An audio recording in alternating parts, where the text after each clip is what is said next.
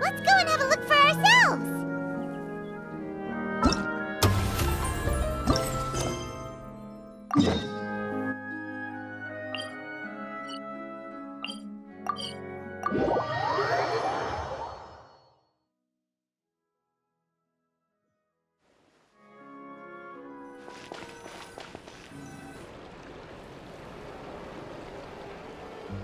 Seriously? But, Mr. Morris, I don't understand, sir. How can you only be telling me this now?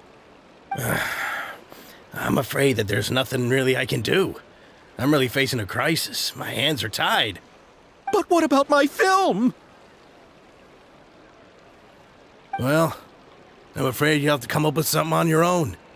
Take it from me. Sometimes you just have to let things go. Same goes for this film festival.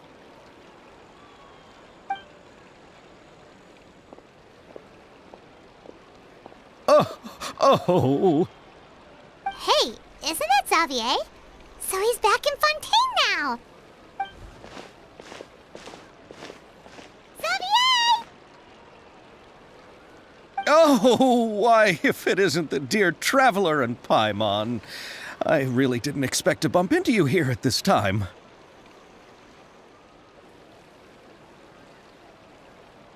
Well, I was doing just fine until I received some terrible news just now. The investor I was working with for my upcoming film has fallen upon some hard times and is no longer able to provide the promised amount of funds.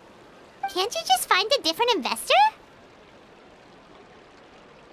Unfortunately, that's not how it works. We had signed an agreement specific to the Fontanalia Film Festival, stipulating that I cannot work with any other investors until the festival is finished.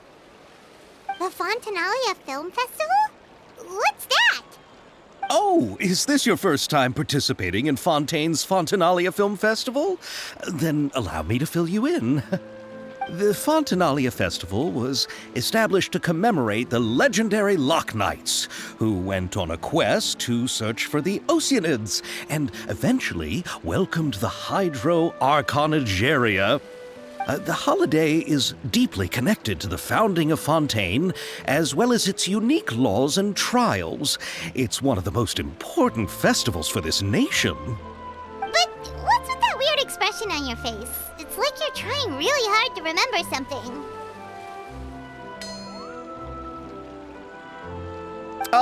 I was just trying to recall the exact description from the books, in order to avoid any unnecessary arguments over semantics. I usually try to recite things straight from the source. Well, either way, Paimon thinks she gets it now. It's just like the Windbloom Festival in Mondstadt, and the Lantern Rite in Lille. Yes, those are festivals of a similar variety. Who doesn't like a good festival? And just like those of other nations, Fontaine will hold a plethora of events around this time each year. To commemorate the Loch Knights, people will imitate them by putting on special costumes, raising golden cups, and going door to door asking for pure water. But a few years ago, Lady Farina started to find the whole idea a little drab, and so decided to change the part about pure water to sweets. That really doesn't surprise Paimon at all. The whole thing seems more akin to a carnival now, and it's quite popular among the kids. Every year you can hear a bunch of them saying, "Trial or treat." Oh, that sounds pretty fun. But how does that connect back to the film festival you mentioned? Ah, yes, it appears I've strayed off topic. I just got too excited after seeing you. Let me get back to the point. The Fontanalia Film Festival is an event proposed by the Fontaine Film Association this year. Now that film technology has matured as a medium, it's the perfect time to introduce more people to the art form. During this time, people may submit films to be evaluated, and the entry with the highest score will be given the Farina Award by the association. The what award? The Farina Award. You know, after the Hydro Archon. They coined it while Lady Farina was still in power, but even though things have changed, no one has made any motion to update the name. Perhaps everyone still thinks of it as a pretty appropriate name. Even though she isn't the Hydro Archon any longer, Lady Farina is still Fontaine's superstar. Anyone with eyes can see the way she shines on the stage. Huh. Alright. Guess the name does work pretty well when you put it that way. Oh, but who would have guessed there'd be an issue with the funding? How will I ever explain this to Miss Chiori? Not to say all the other actors who traveled all the way here from Inazuma. Chiori? Sounds familiar. Where have we heard that name before? Yes, that's her. I asked her to oversee the event's art direction, including the design of the actors' costumes and appearances. Oh, Paimon remembers now! Navia said that her clothes were designed by Chiori, and Kirara's outfit too! How to describe her? Well, she tends to be pretty direct and can be very forceful when it comes to dealing with people. The fashion world in Fontaine has dubbed her the Thundering Seamstress. Her remarkable designs have led many Fontainians to become very interested in Inazuma. Anyway, Chiori is acquainted with all the actors I've invited from Inazuma. Without her help, I don't think I would have been able to get such an international cast for the film. She really is a kind soul. Who are the actors from Inazuma? Do we know them? Why don't the two of you accompany me to the Aquabus station to welcome them? Judging from the time, the Aquabus should be arriving shortly. Chiori will be waiting to meet me there as well.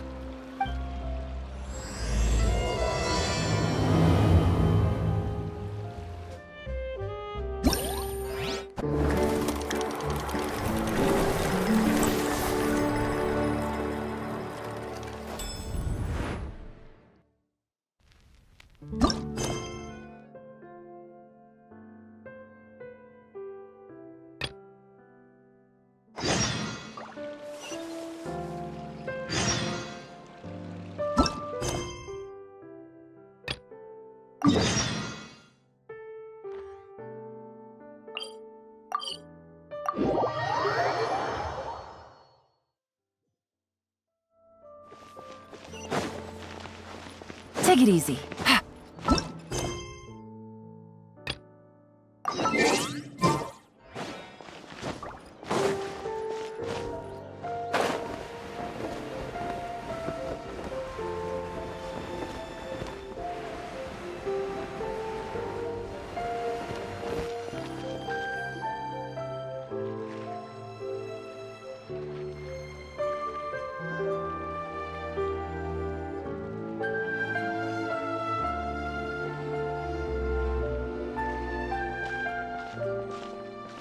Miss Chiori?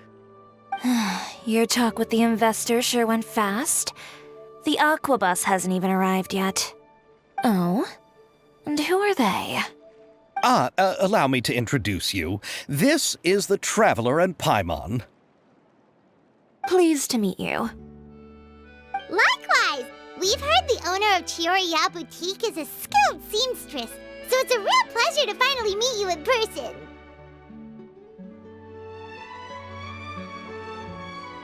Why, thank you. I strove to create an outfit that matched her high social station as the demoiselle. So tell me, what happened? I can tell the conversation didn't go quite as expected. Well, it's like this.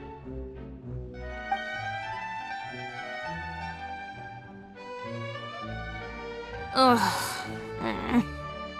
I know, Chiori, you don't have to say it.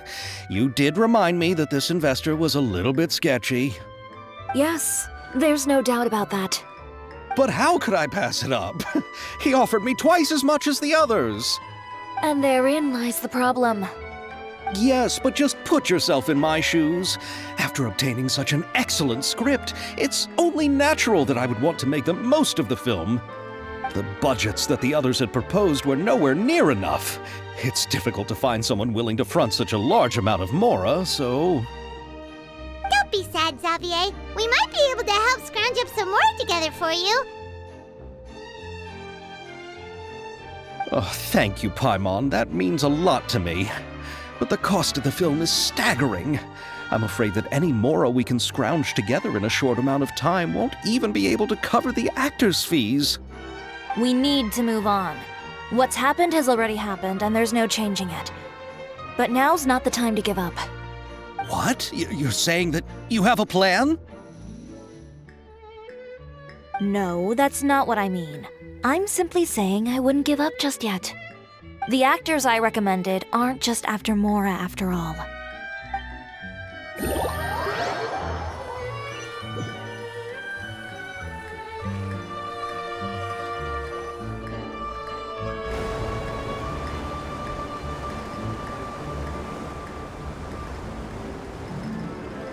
Really?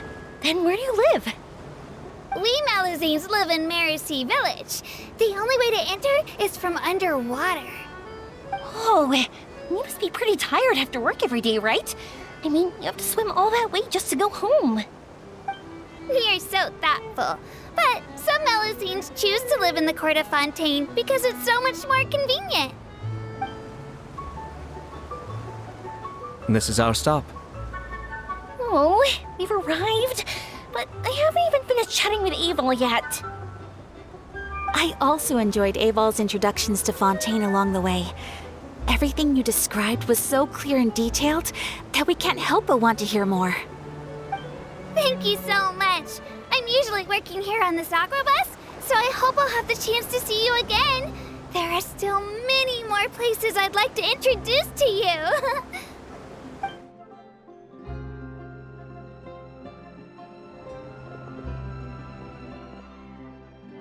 Welcome to the Court of Fontaine. Chiori, you sure have changed a lot. This is the first time we've seen you since you left Inazuma. I haven't realized it's been so long. I was in such a rush when I left that I didn't even get to say goodbye. Thank you for extending the invitation, Mr. Xavier. I'm looking forward to a fruitful trip here in Fontaine. It's an honor to have the head of the Kamisato clan visit us.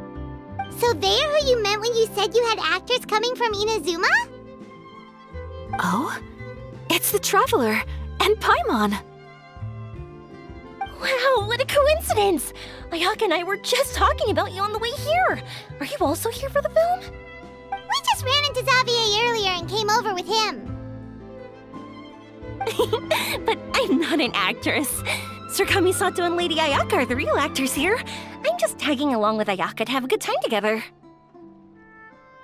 About that, I mean, how was I supposed to contact you when I was making preparations for the film? I figured you were probably busy, and I didn't want to disturb you. So I could only keep you in the back of my mind while I sought other actors to play the lead roles in the film. I had been thinking about a surprise reunion with you during our trip here, but you still managed to surprise me first. Oh, so you all know each other already! My, what a coincidence! What are the chances everyone could be brought together here like this? Why don't we go to Hotel de Boer and catch up over a meal? I've already made a reservation. Huh? Did you reserve 2 spots for us too? Yes, of course, of course. I'll be sure to tell the boss to serve a few more delicious dishes just to make sure there'll be enough food. Very well. Then please, kindly lead the way, Mr. Xavier.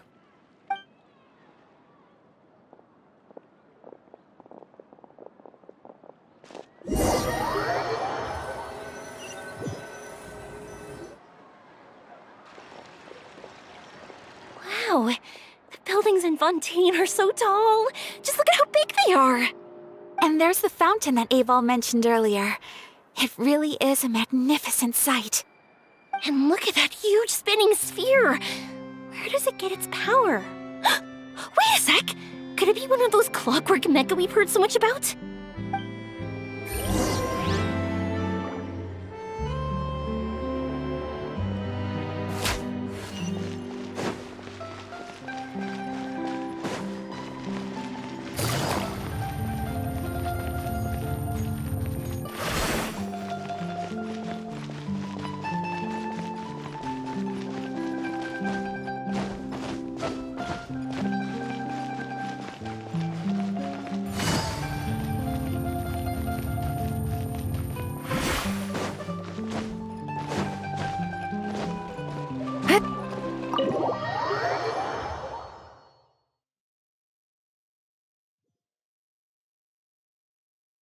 So this is what food from Fontaine is like. It sure is different from what we have in Inazuma. How should I describe it? It seems like you have to go through a lot more steps to make them. And the flavor has many layers too. Yes. When I first went to Inazuma, I actually thought the food there tasted a little too bland. It took some time for me to get used to it. Let's get back to the purpose of this trip for a moment, shall we? How have preparations for the film been coming along, Mr. Xavier? Well, I've already assembled most of the film crew, a lighting specialist, a prop manager, and a costume designer. I've also bought the copyrights from the novel's author. Oh, it's called The Two Musketeers, right? I read the script you sent me on the way here. The story is pretty good. Originally, I was planning to start filming as soon as Sir Kamisato and Lady Ayaka arrived in Fontaine, but I'm afraid I've run into a bit of a problem. Oh? What is it? It has to do with the film's investor, Mr. Morris. He suddenly informed me this morning that he's encountered some financial trouble and will be unable to release to me the amount of funding agreed upon. It's said that Fontaine's legal system is well developed. If he has violated the contract, then can't you simply take him to court over the matter? Well, I'm still more concerned about filming. Even if I were to take him to court, I'm afraid it would take months before the case could even be heard. Then, is there a way we could raise funds ourselves to solve the problem? I've considered that option too, but unfortunately, it's difficult to gather such a large amount of mora on such short notice. Besides, we have to consider the film festival's submission deadline. Mr. Xavier, if Ayaka and I were willing to perform for free, would that resolve the problem you are currently facing? What? No, out of the question. To have you come all this way just to act for free? No, that won't do. There's no need to worry, Mr. Xavier. My brother and I had actually intended to work for free after receiving your invitation. Inazuma has only recently reopened its borders, and needs to strengthen its relations and cultural ties with other nations. We didn't have many collaboration projects with Fontaine in the past, so we hoped this trip would serve as a good start for the future. Indeed. You could say that's the real reason why the Yashiro Commission agreed to come to Fontaine. I understand, but having you two act for free just doesn't seem right. Not at all. While we're officially here to conduct a cultural survey of sorts, we must express our sincerity if we want to establish formal cultural ties with your nation. This film will serve as proof of friendly cooperation and cultural exchange between Inazuma and Fontaine. It's my hope that the film can be finished and released as smoothly as possible. If you still don't feel comfortable with this arrangement, I would also be more than happy to be introduced to some other renowned individuals in Fontaine's literary and artistic circles. All right. I'll do as you say. Thank you so much. I'll make sure to cobble together enough mora now, even if it means selling my house, my camera, and every single family heirloom. Come on now, no need to go that far. I'll also help you out as a brand sponsor. Me too! Even though I didn't bring much more to spend on this trip, it's still better than nothing. You are too kind, all of you. I really don't know how to... Ew. Alright, enough about that. Now that we have Xavier's savings, my support, and 2 leads who are willing to act for free, I think we will be able to make this happen. So, instead of Mora, you'll help with filming and production. Oh, but how can we help with that? We don't know much about making a film. Alright, pull yourself together, Xavier. Tell us if there are still any open positions left among the crew. All right. Let me think. We still need a camera operator, a clapper loader, and someone to manage logistics. I originally wanted to personally serve as director, but I've been too busy working as the producer. So the positions of director and director's assistant will also need to be filled. Paimon knows what the director and the logistics support person do, but what's a clapper loader? The clapper loader is responsible for using the clapperboard to record and organize the information of each shot when the camera operator begins shooting. The work requires both patience and careful attention to detail. A clapperboard? Oh, you mean the thing they hold that goes clap whenever they start filming? Yes, that's right. Are you interested in that job? For sure! Paimon's always wanted to try that! Alright, then you'll be our clapper loader. I can find someone from the store to help with logistics. What do you think, Xavier? Oh, fine by me. As for our camera operator, I was thinking of letting the Traveler take the role. Oh, he's great when it comes to using a camera. Paimon can't even count how many things we've taken photos of during our journey. Yes, that's also what I was thinking. I noticed the Traveler had an eye for photography and composition when we worked together previously. I'm sure that's due to the traveler's journey across Devat and all the places they've seen. After so many adventures, using a camera must be second nature by now. What do you say, Traveler? Are you interested in the job?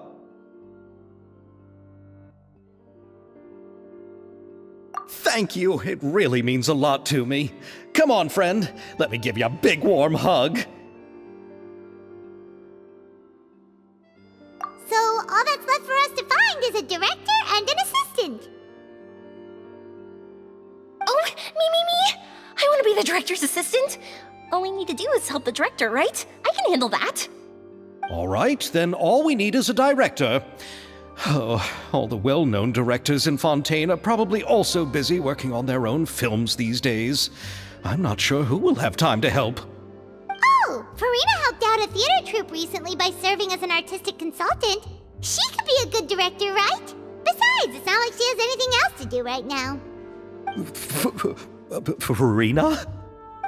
Do you really think Lady Farina would be willing to help us with our humble project?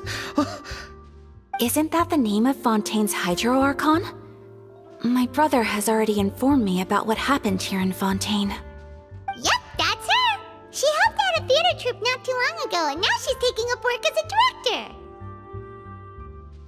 Well, I saw that musical. Her performance was perfect, and the storyboards were also excellent. Don't let her form or identity intimidate you. She's the best candidate we can think of right now. You'll never know until you give her a shot. Fine. You're right, Shiori. I'll do anything for the sake of my film. Anything! Then I'll have to ask the Traveler and Paimon to show me the way to Lady Farina's residence. I just hope she'll agree to help. Do you need us to also come along? No, there's no need to trouble you with this. Besides, you've just arrived in Fontaine, and I'm sure there are many places you would like to visit. Just leave this task to me. It's part of my duties as the producer. Very well. Then we'll be waiting to hear the good news. I'll go with you. By the way, you might want to consider bringing a gift. And don't worry, we won't simply drop you off at Farina's place. We know Farina pretty well by now, so having some familiar faces there should help your chances. Besides, the whole thing was our idea in the first place. All right, then I'll start making preparations. As for the gift... A gift for someone who was once seen as the Hydro Archon. I wonder what she would like. I recall that Lady Farina once fancied a clockwork ring, so perhaps I should get another exquisite clockwork contraption for her. Huh? Can't we just bring some desserts, like the Fontinalia mousse? But wouldn't that be a little too cheap? She does like desserts, though. Isn't the Fontinalia festival happening right now? I heard Abel tell us on the Aquabus that Farina introduced the tradition of going door to door and asking for sweets. To do something like that, she must have a real sweet tooth. I agree with Yoimiya. If the gift is too fancy, it might actually make her feel more uncomfortable. Alright then, let's go buy some Fontinalia mousse.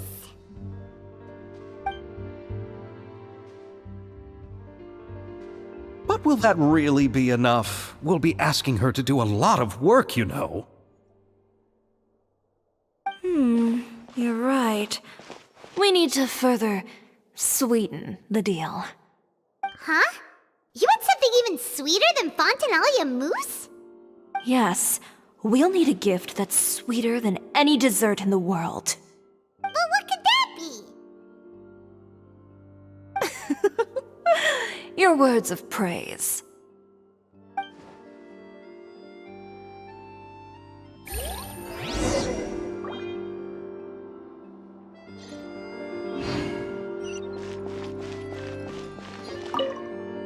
You go ahead. No need to worry about us. Oh, I hope Farina will like the gifts we prepared. Oh, and if you still think we should get something else for her, just let me know. I should be able to make some fireworks.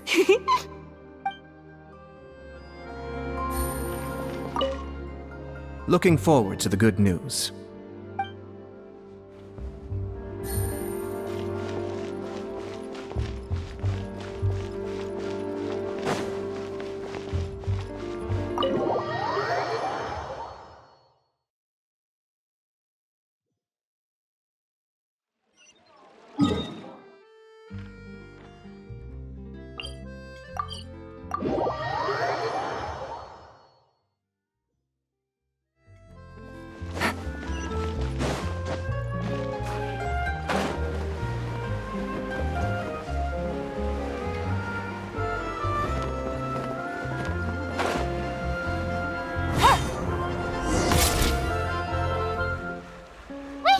This is where Farina lives.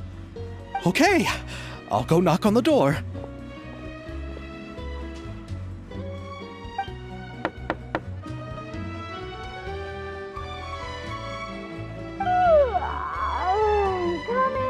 Coming. Ugh, seriously, who's knocking before afternoon tea?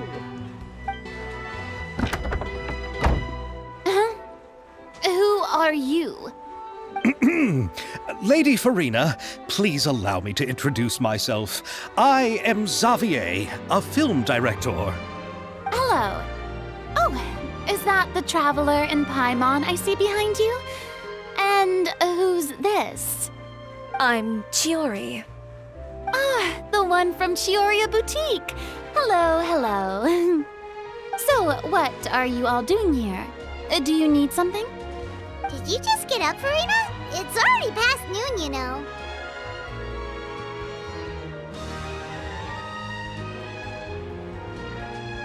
Huh? Oh, Paimon means the weather is so nice in the afternoon and the sun is so warm. Just like how you make us feel. Sleeping in late is a really smart idea. No. I was just up late last night reading some novels. What does sleeping in have to do with the weather? This is a small gift we've prepared for you, Lady Farina. We hope you like it. No need to be so formal. I'm just a regular person like everyone else now. Oh, is this Fontinalia mousse? It's one of my favorites. That's great! So, actually, there's something we need your help with. Given your renowned passion and understanding of drama, I would like to ask that you serve as the director of our film crew. Oh, but didn't you just say that you're a director?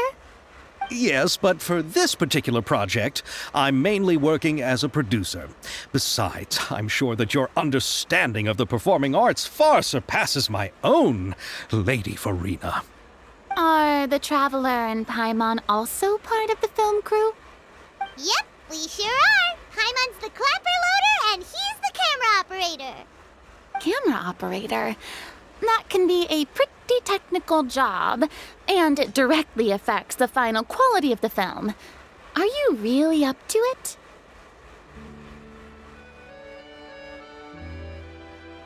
No, I'm not questioning your abilities. It's just that I've never really seen you use a camera before. Maybe you can come up with a test for the Traveler and see for yourself. If he can satisfy you with his camera skills, then you'd have nothing to worry about and can join the team. What do you say? You sure are getting better at rolling with the situation, Paimon. Oh, I do wish to see how skilled the Traveler really is with a camera. All right, how about this? We'll work with what we have. I'll give you some scenarios and see if your work is up to my standards. Very good. It's essential for the camera operator to understand the director's vision. I'll make my decision after seeing your work. Are you ready? I have high standards, you know. Okay, grab the camera and I'll give you a scenario.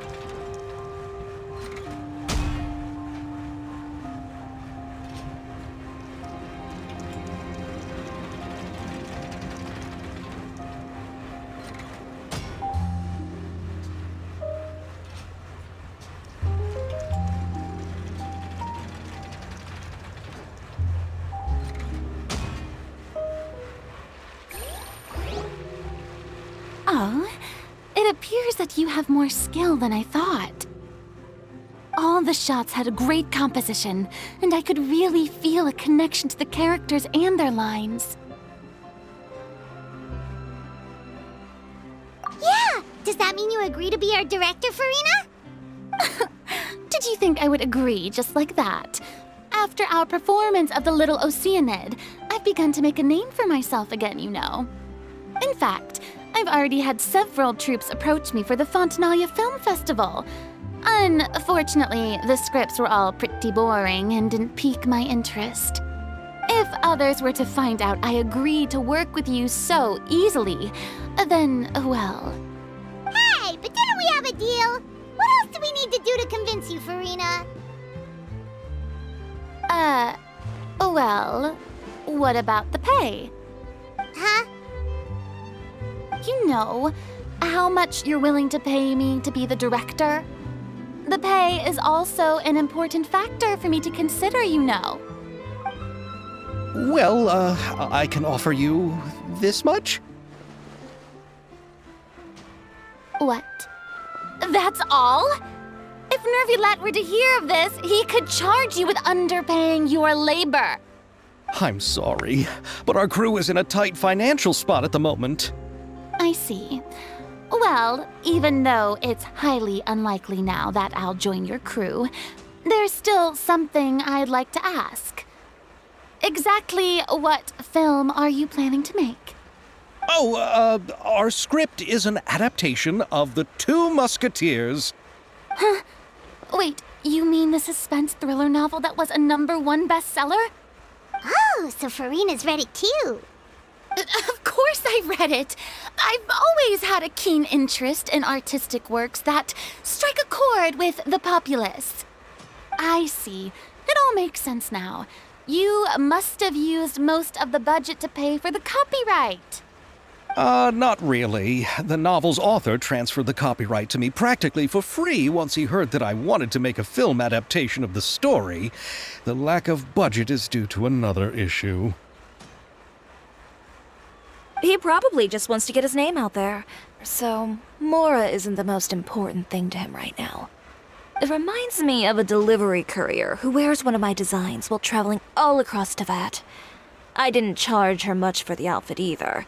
The exposure she provides for my brand is well worth it. So, are you a big fan of this story, Farina? Well, it's alright. The pacing of the story is good, but the character relationships could use some work. When I was reading it before, I always felt like some things were left on a rather unsatisfactory note. I have high standards, you know. Ahem, Mr. Xavier, if, hypothetically speaking, I agree to be the director, how much freedom would I have in terms of script revisions and creative interpretation? As much freedom as you would need. I wouldn't dare doubt the tastes of Fontaine's greatest star. Good. Then I'm free to alter the script as I see fit. Absolutely, no problem.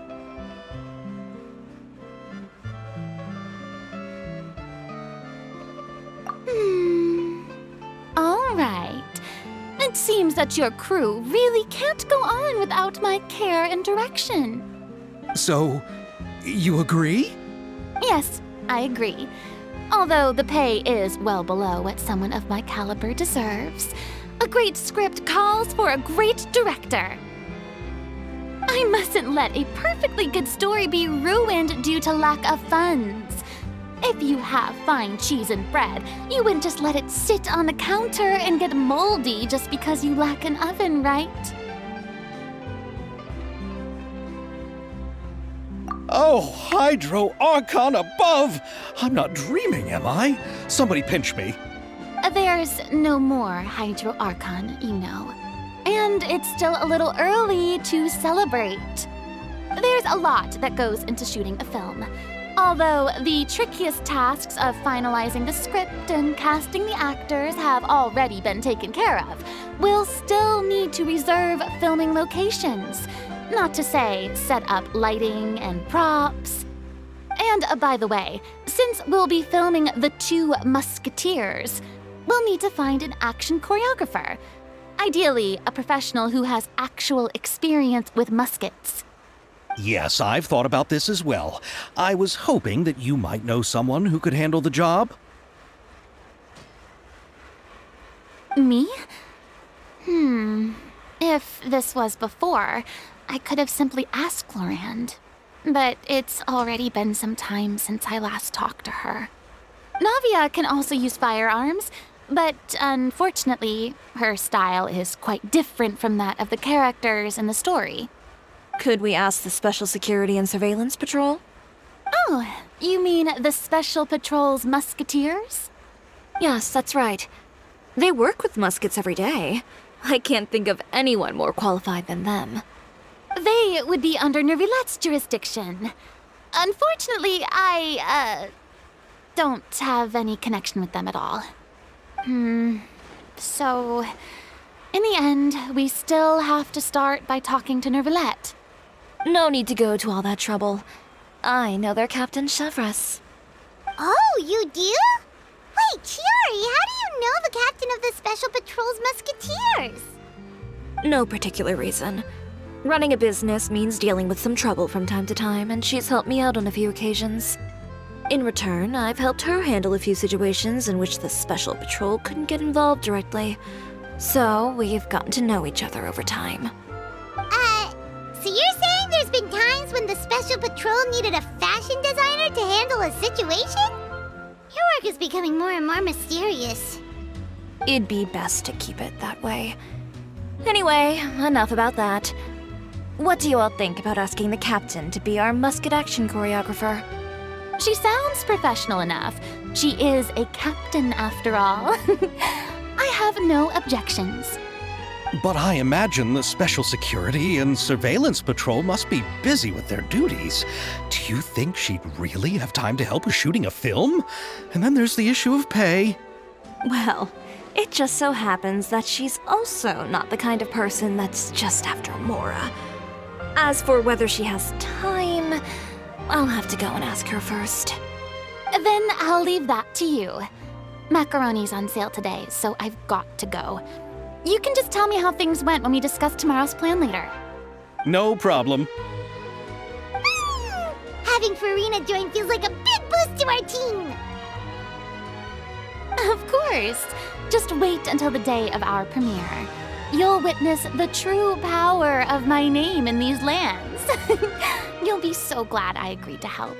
I can guarantee that even the standing tickets will be sold out. I'll be sure to ask some people I know to see if they'd be willing to act as extras. Seems like you're finally getting more comfortable with your own reputation now. I didn't ask for the Clapper Loader's commentary, Paimon.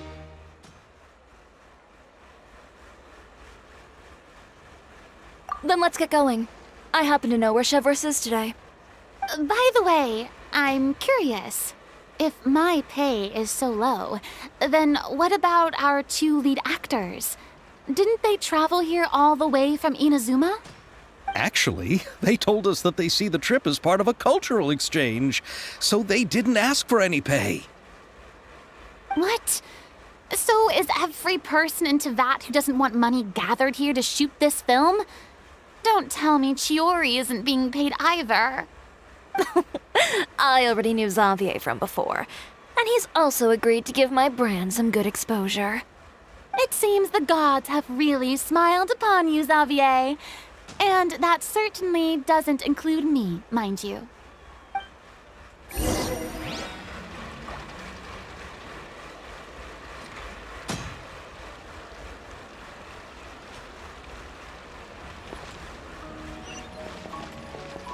Besides the macaroni, I should also pick up some tomato sauce.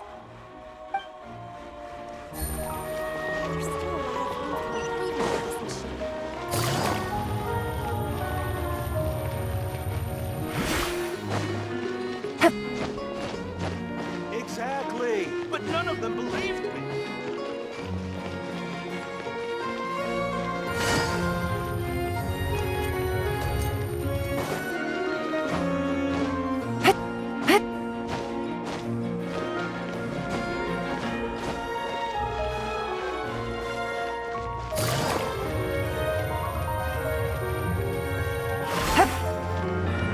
Take it easy.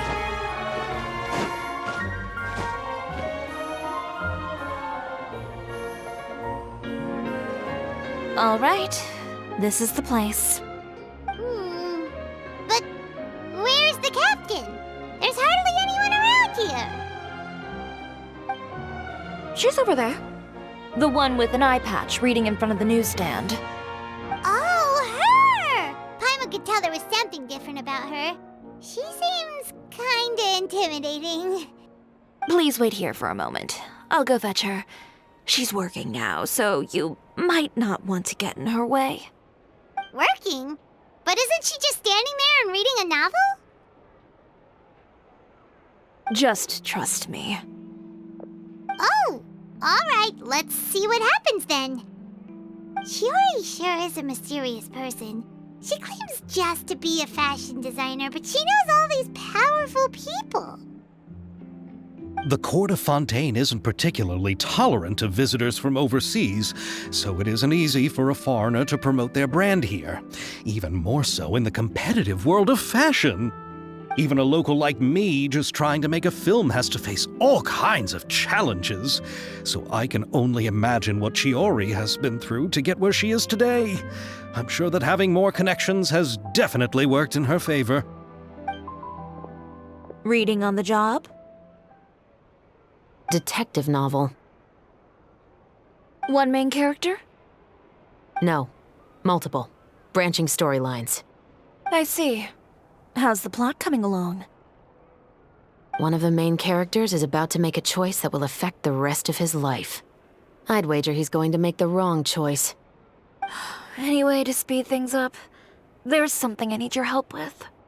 You know that doesn't depend on me. It all comes down to what the character chooses. Which is exactly why I'm here to help.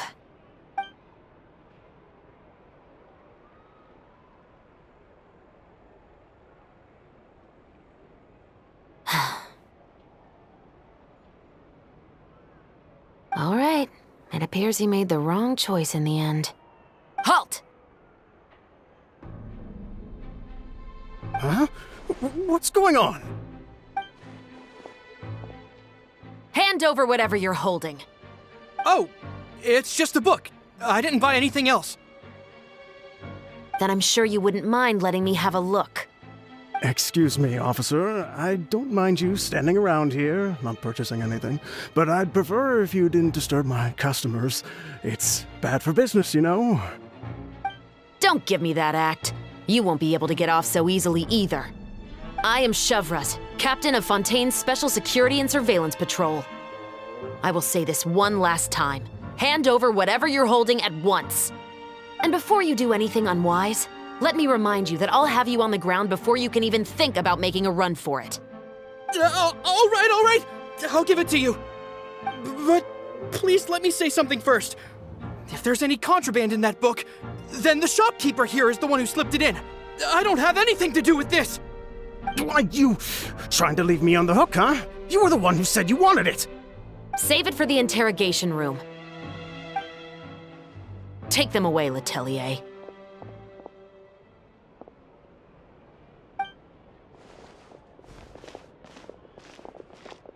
What's going on here? One second you're reading a book and the next you're escorting people away. And who are... Oh! Aren't you the traveler who's been all over the papers recently? Chiori, I'm assuming what you wanted to ask me about has to do with them, right? Maybe I can let you in on what's happening then. Now that Vacher has been brought to justice, no new shipments of synth will be made and distributed to sellers. The Fontaine guards have been busy collecting the remaining synths still circulating on the market. Thanks to a tip from our reliable source here, this should be the very last batch. Oh, so you were pretending to read a book in order to catch the bad guys. Oh, Paimon almost forgot to introduce ourselves. Paimon is Paimon, and this is the Traveler and Xavier. Hey, I'm Shavraz. You probably already heard me introduce myself, so I won't bother repeating it.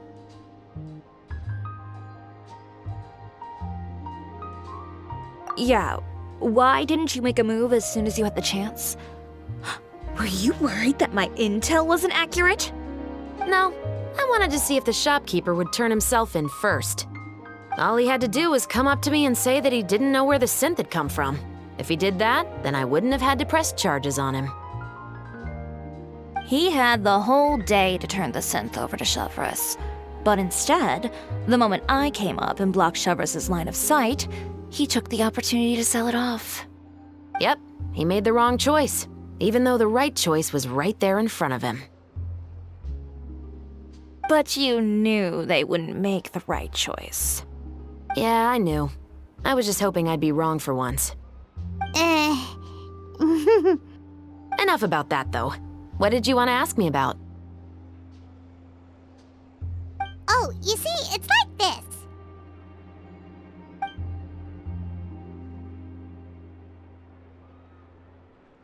The Two Musketeers. You certainly have a good eye for a story. So what do you need me to do? Just be the action choreographer for the actors? Yes, that's right.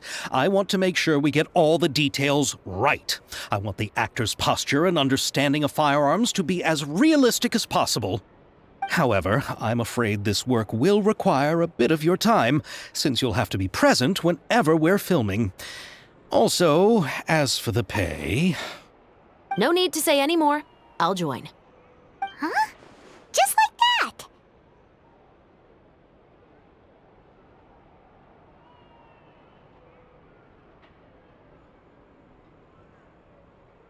Really? You're willing to help us with our humble film project? Sure, it's no big deal. As I said, we've wrapped up our investigation here, so I don't have any other tasks on my plate for the moment. Besides, I personally really like this novel. I even have the collector's edition at home. Stories where justice prevails over evil never get old for me. Then we've got a deal? Yes, I'll see you on set tomorrow. Oh my! I can hardly believe it! I should tell Lady Farina immediately. Oh, and I must tell the prop manager and lighting technician to get everything ready. We start filming tomorrow! Calm down, Xavier. The film is going to take more than just a day to finish. Still, I should also head back now and start preparing the actors' costumes and makeup. Alright, guess that's it for today then. Traveler, Paimon, please stay for a moment. I have something to tell you. Then I'll take Xavier back. Poor thing. He's so excited that he can't even walk straight anymore. I don't want to spend our first day fishing our producer out of the fountain.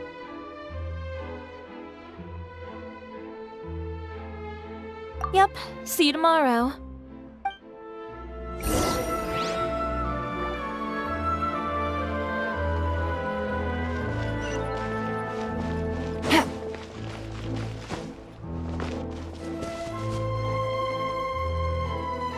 So what did you want to tell us, Chevres?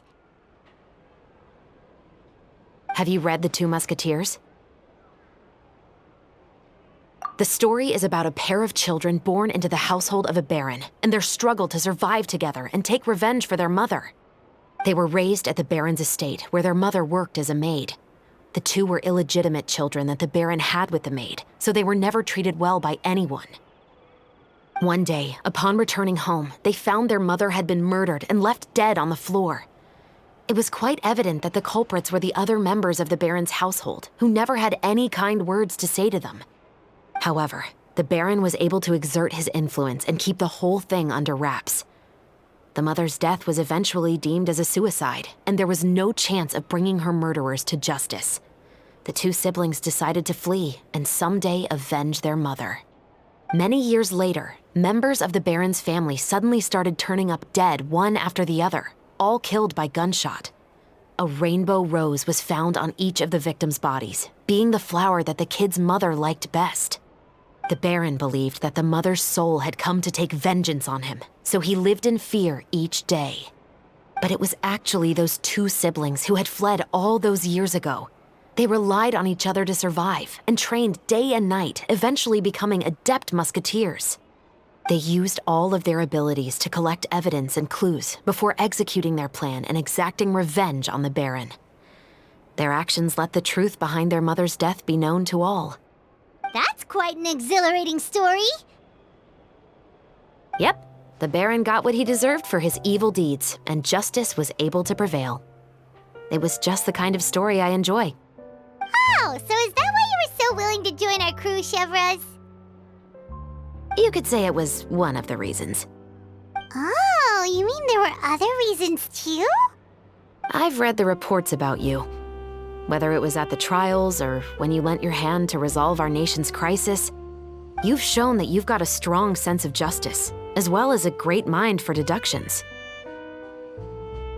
Yes, you're as sharp as I expected.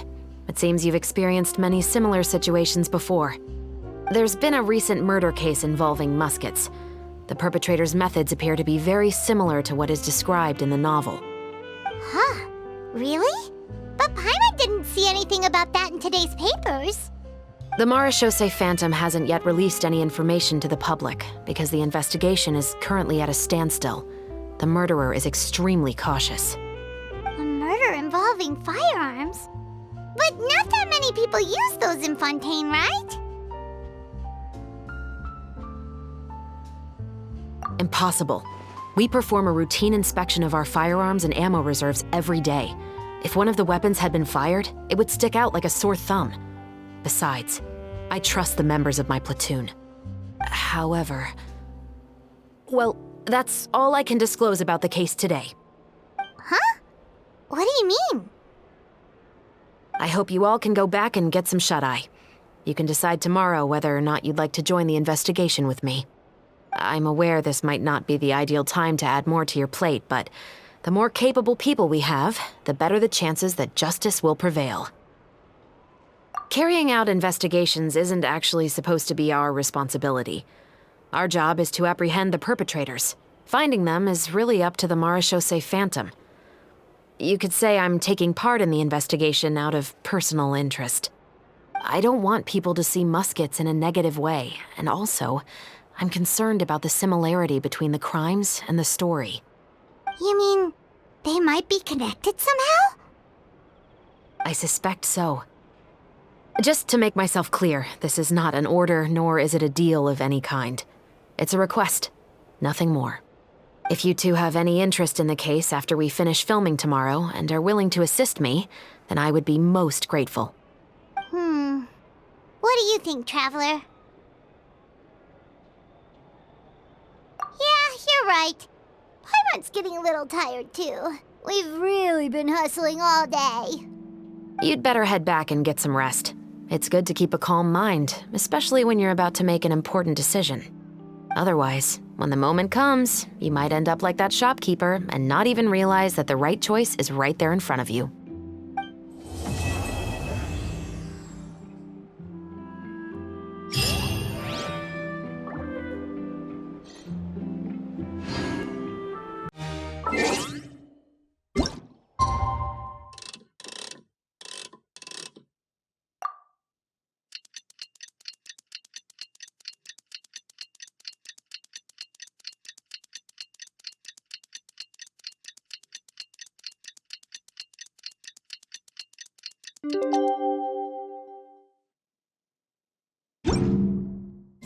It's finally time to meet up with everyone. Paimon even dreamt of making the film last night.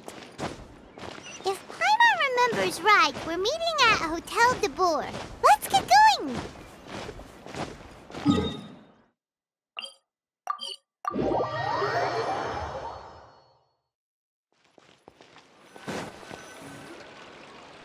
Ayaka! Yoimiya! You're already here! Good morning. Xavier said yesterday afternoon went well. Yeah, and how about you, Ayaka? What were you up to yesterday? After we split up, Ayato went to see Udex Nervillette at the Palais Mermonia. I was originally thinking of going with him, but he said he could manage it himself. He told me to go see the sights around Fontaine and to enjoy the local culture. So I rode the aqua bus with Yoimiya and visited the Opera House on Aranias Island. Yeah, you wouldn't believe what we saw there! 2 mechanical puppets that were dancing together! You've already seen them, right? Yeah, those two! Amazing, aren't they? We sat and watched for quite a while. It was mesmerizing, like we could keep watching them forever. Oh, it was the same for us the first time we saw them, too. Afterwards, we went swimming at the beach! Well, diving, to be exact. It was the first time I ever breathed underwater! I held Ayaka's hand and we counted down together. 3, 2, 1, and then splash! We were beneath the waves.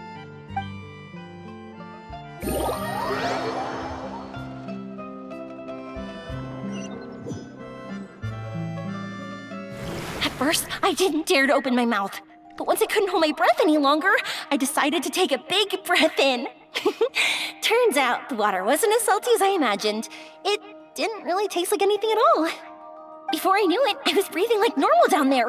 It was an amazing feeling. Ayaka said I was too nervous and needed to loosen my grip. She got used to everything way faster than I did. I knew that the Traveler could do it, so I had no doubt we could do it too. That helped me feel at ease as soon as we dove in. The underwater world in Fontaine truly is beautiful. I love seeing the romaritime flowers blossoming underwater, like little candles lighting up the streets at night. Yeah, and there were so many creatures that we've never seen in Inazuma. Like those fish that shimmer like a sword blade. Whoosh! Oh, and those big fish that call when they see people. Ooh. Oh, you mean Hunter's Rays and Blubber Beasts. I just love the name Blubber Beast. Just wait till Pops and the others hear about this. They probably won't believe a word I say.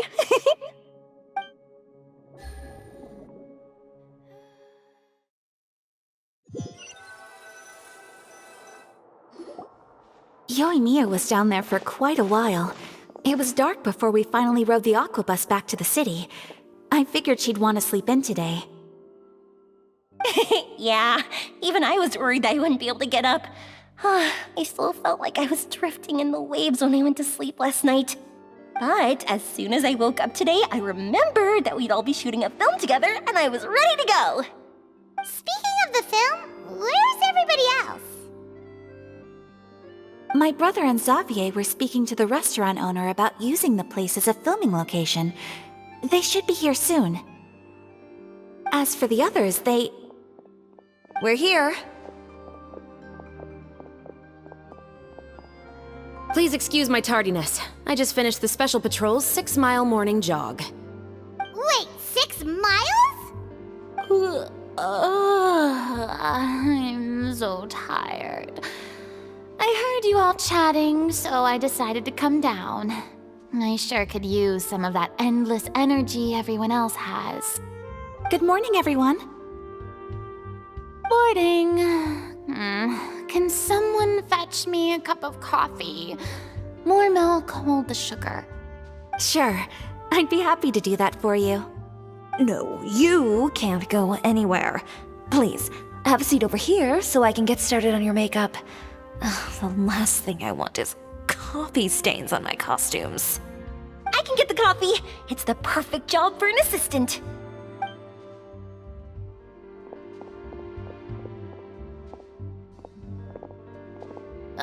So much energy. Seriously, what's her secret? Oh, Yoimiya's always like that. But you sure look exhausted, Farina. It's because you're not used to waking up so early, huh? Of course not. I spent the whole night reading the novel from cover to cover, marking sections that either need to be omitted or adapted. Wow, Paimon didn't expect you to be so thorough. Well, I was the biggest star in all of Fontaine after all. It takes more than just a pretty face to earn a reputation like that. I know how to get serious when the situation calls for it. I went all out when I was acting as an Archon, so why wouldn't I do the same for my own life? Here's your coffee, Director Farina.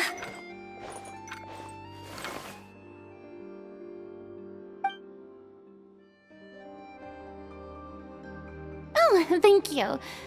The sound of being called director and the aroma of coffee feels almost as refreshing as hearing the birds chirping in the morning. It seems everyone has managed to arrive on time. We've reached an agreement with the restaurant owner. We are free to use the second floor to shoot our film. Really? That's great! He is really looking forward to our film and hopes that providing his restaurant as a filming location will attract more customers. Well then, Mr. Xavier, I'll leave the rest to you. Okay, thanks. First, I'd like to introduce our new members. This is our prop manager, Veronique. She'll be in charge of all the film's props and items. And this is Bonneau, our lighting technician. He'll be in charge of lighting and illumination to set up each scene's atmosphere. Wow, sure feels like we have some real professionals joining the crew now. First of all, please allow me to first express my sincerest gratitude to everyone in the crew. When my investor informed me yesterday that he wouldn't be able to provide the funds, I really thought that this was the nail in the coffin for this film. I had no idea that I'd find so many people willing to help me on such short notice. Thank you. Thank you all from the bottom of my heart. No need to be so cordial, Mr. Xavier. We're all honored to be a part of this. Your works made a profound impression on me when I saw them back in Inazuma. I am sure that someday, this film will be remembered as a prime example of cultural exchange between Fontaine and Inazuma. Yes, the story is the reason I agreed to join. I can't bear to even imagine what this film would look like without the very best director. Anyway, I would like to make a promise to everyone that as the producer of this film, I'll do whatever I can to ensure that everything goes as smoothly as possible. This is not just my film, It also embodies the thoughts and feelings of every person here, as well as the endless effort we are about to pour into it. So, without further ado, the Two Musketeers will officially begin filming now! You may take it from here, Director Farina. All right. Listen up, everyone.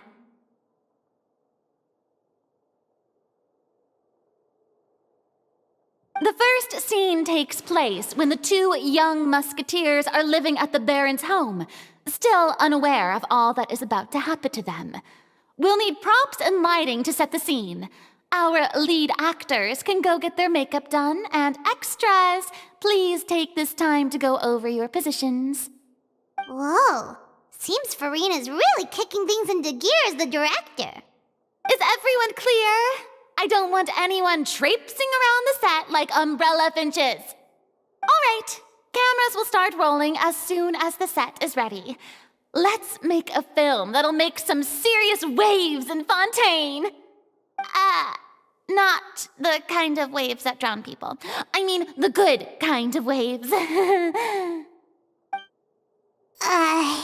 Seems like she's still a bit traumatized by that.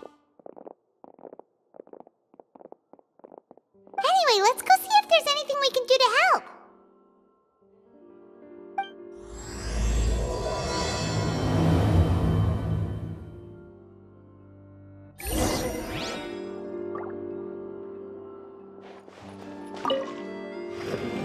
How about here? A little more to the left. You got it. Hey, Mia, do you need a hand? No, I'm fine. You know, doing the lighting is kind of like designing a fireworks show. It's interesting to imagine what kind of atmosphere the lights will create. I heard that the Traveler will be operating the camera and Paimon will be the clapper loader, right? Those roles are just perfect for the two of you. Really? Is that because it'll be easy for Paimon to hold the clapperboard while flying? Well, sure, there's that, but that's not exactly what I meant. I just think that after all your journeys together, you two must have developed a super close bond and just naturally know how to work with each other. If I'm not mistaken, the director will want the cameras rolling as soon as the clapperboard goes clack. Oh, I see! It's amazing to see the magic behind filmmaking. Yoimiya, we need lights over there, too. Oh, on it! I've got to get back to work. Chat with you later. Oh, it's exciting to see so many people working together to bring the film to life. Seems like Yoimiya's really getting into it. But she was right. We do have a super close bond, don't we?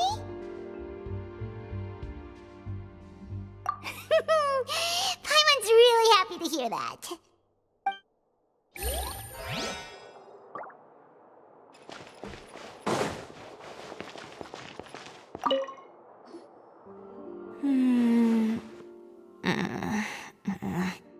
Ayaka has mentioned you to me before. She said that you two were great friends when you were kids. No talking. I'm thinking about how to do your eyeshadow. Ah, yes. To help me really look the part. To achieve a more young and naive look for this scene. Are you saying the wrinkles around my eyes are too deep? You just have too much of a calculating look in your eyes. You sure don't mince your words. It seems you really haven't changed much. Quiet.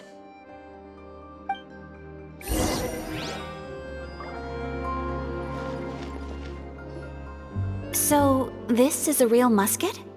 No, it's just a prop weapon. Not bad. Have you seen a real musket before? Only in books and newspapers. I made this one based on the relative shape and proportions I saw in reference images. When we're filming, some special gunpowder will be applied around the muzzle, which will help create the flash and smoke effects of a real gun being fired. Which means it'll be up to the actors to portray the recoil. That's right. The sound effects for gunshots will also be added in post-production. Thank you, Veronique. I think I know where to start now. However, the musket's gears and firing pin could still use some work. Adding some wear on the metallic components will make them appear more realistic. Also, be sure to rub the muskets with some oil each time before we start shooting. That'll give the impression that the firearms have been well maintained. Good point. You seem to know a lot, Miss Chevres. I assume you use these types of firearms on a regular basis? Yes, I perform routine maintenance on my weapons every day. Just like we as people need to eat and sleep, muskets need to be cleaned and maintained. I also perform similar care for my sword every day, and familiarize myself with its shape and weight, to the point where it feels like a natural extension of my body. Yes, this way, our weapons will never betray us in the heat of battle. Yes, well said. It seems we have the same philosophy on this topic. Oh, sounds like they found a common interest to talk about. Though these props differ from the muskets I use, I can still give you some pointers. Good. I look forward to your instruction. First and foremost, never point the weapon at anyone, regardless of whether it's a real or prop weapon or whether you're holding it or it's on the table. This holds for any time when you're not actively engaging an enemy. Okay, understood. When aiming the musket, extend your arm so that it's level with your shoulder and use your eye to look down the weapon's sights. Like this? Not bad. Now, try saying your lines. This is the end of the road for you. Good. Now turn your body a little. That way, you'll give your enemy less of a target to work with. And relax your shoulders. Here, allow me to demonstrate. This is the end of the road for you. Huh. Excuse me, Miss Chiori. Director Farina, there's something I wish to discuss with you. Oh? What is it? Like this? Yes, much better. What do you think? I do see your point. But are you sure you wish to do this? I believe it would be most fitting. Well, if you insist. All right, I understand.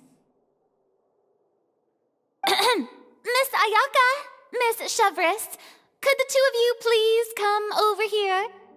Huh? What's going on? Are we gonna start filming now? Let's go see. What is it? I have a question for you, Miss Chevres. Would you be willing to play the role of a musketeer? What? To clarify, I would like to turn over my role to Miss Chevres. But brother... Don't worry, Ayaka. I actually view this as a good thing.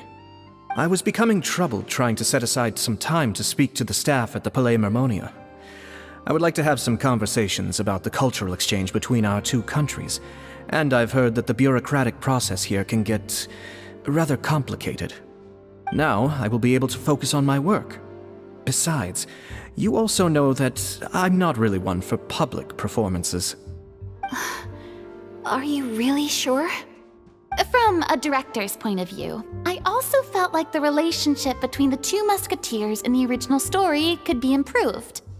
The older brother in the story plays the lead role with his overbearing character, but this causes his character to overshadow that of his sister, and the theme of the two supporting and relying on each other isn't conveyed very well. But if we were to change the siblings to two sisters of a similar age, then that aspect of the story might come through more clearly. Also, I've seen you instructing Ayaka. That cold and dignified personality is exactly what we need for the older musketeer. Of course, even with all these insights, the decision should still be made by Miss Chevres. Chevres mentioned that she really likes the story, right? Paimon bets that she'll take the role. All right, I'll take the role. Good. It's decided then. I'll get started on making edits to the script. We'll also need to make some immediate adjustments to the lighting, props, and costumes.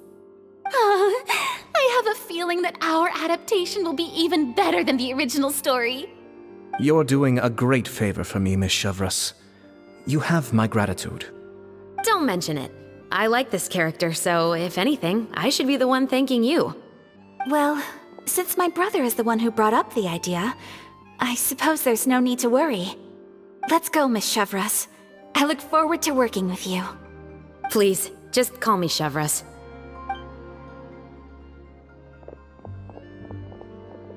Seems like you're really going out of your way to solve the problem I was having with your makeup. Surely you jest, Chiori.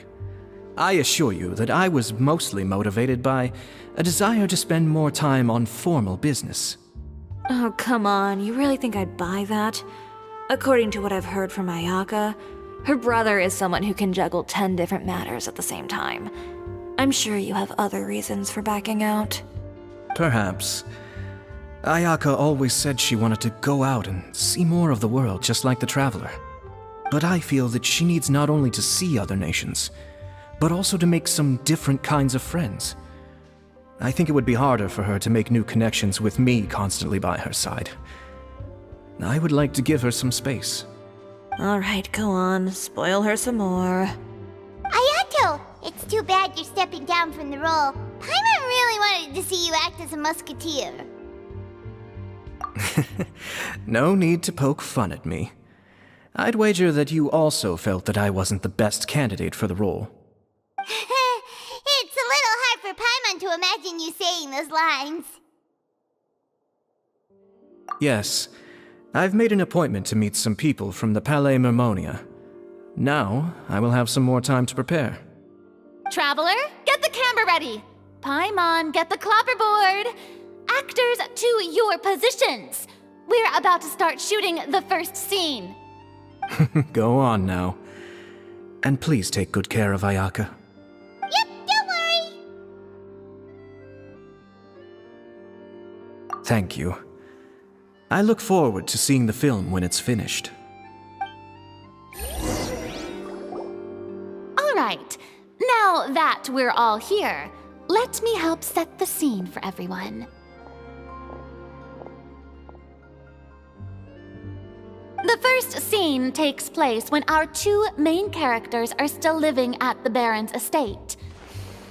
They've been ostracized and verbally abused by others in the household, but they still have no idea why. We want to capture how naive and innocent they are despite their pain. Chevreuse will be playing the role of the older sister, Tulip, and Ayaka will be the younger sister, Iris. Be sure to get close-ups of the main characters at the right moment. Silence on the set! Lights, camera, action! Let's go! Tulip, Mother's been out for quite a while now. Perhaps she went to pick some flowers on the way home. You know how she loves flowers. Iris, Tulip, I'm home! Mother! You were out for so long, we were beginning to worry about you. I'm sorry, but I'm back now, safe and sound. Here, I brought your favorite treat, apple turnovers. Mother, what are those bruises on your hand? Huh? What bruises? Oh, I must have bumped into something while I was working yesterday. But I didn't notice them this morning. Then perhaps they're from when I accidentally tripped when I was out just now. By the way, did you have fun playing at home? What's the matter, Iris? Well, we've realized that no one really wants to play with us. They even took Iris's doll and spat at us. And they even called us names. They said we were... Shh! It's all right, don't worry. Girls, listen to me. It doesn't matter what anyone says. Don't listen to them. No one can define you with such words. You both have wonderful lives ahead of you. Just like your names. You will both blossom like beautiful flowers. Maybe your time to blossom hasn't quite come yet, but one day, you two will bloom more beautifully than anything else. Don't let the soil you're in now ruin your future beauty, understand? My dear daughters. And cut! Not bad. The actors' emotions were all on point. Let's keep that take. Also, if our clapper loader could avoid shouting at the start of the scene next time. Oh, got it. Great. I was a little worried that my nerves would get the better of me. What about you, Chevros? I felt fine. The lines weren't too difficult at all. Seems like Farina must have adapted the role nicely. You two were great. I couldn't tell it was your first time acting in a film. You should have more confidence. Thank you for your encouragement. Positions, everyone! We'll move on to the next scene after we try a few more camera angles.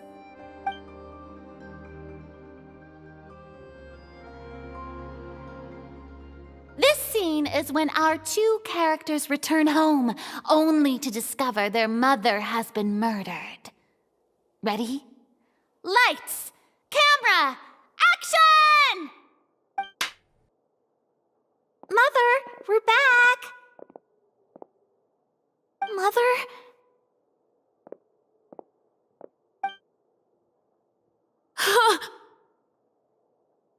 What's wrong, Tulip? Iris, stay away! Huh? Why? What's... Mother! Mother... She's...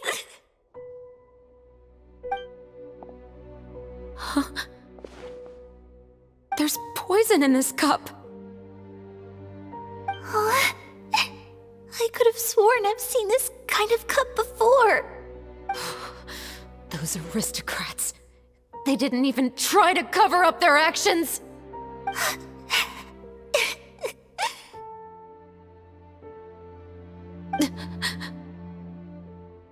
Iris, we need to leave this place. Leave? But now that Mother is gone, where can we even go? Anywhere. All I know is that we can't stay in this house.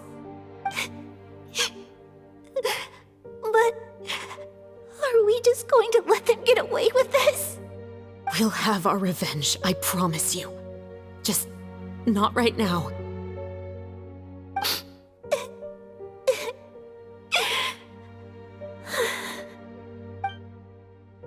Come on, let's go.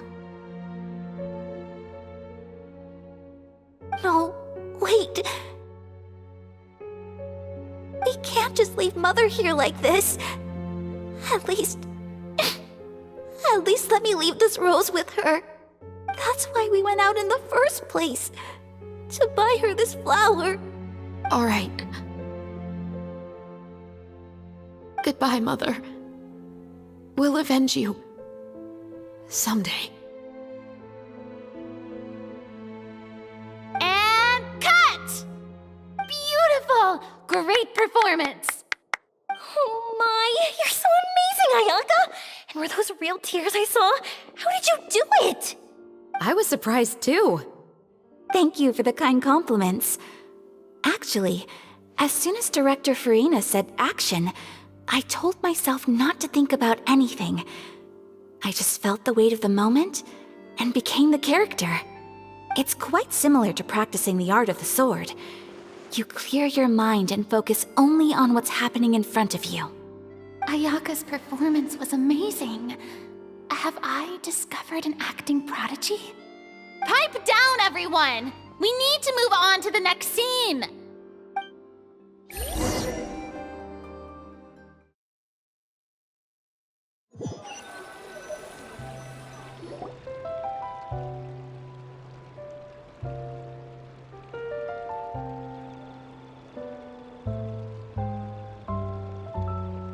Huh?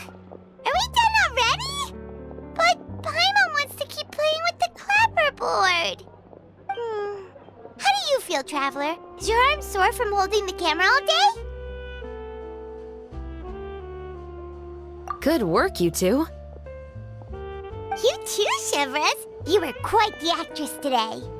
I've read this novel many times before. I have a good grasp of my character's mindset. Anyway, do you remember my request from yesterday? Oh, right! We were having so much fun that Paimon nearly forgot! You have a case where the murders seem really similar to the cases in the novel, right?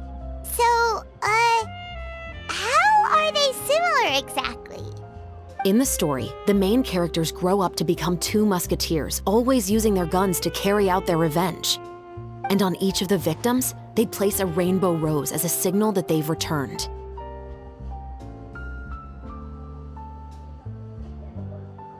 Yes, that's correct. We found rainbow roses just like in the novel.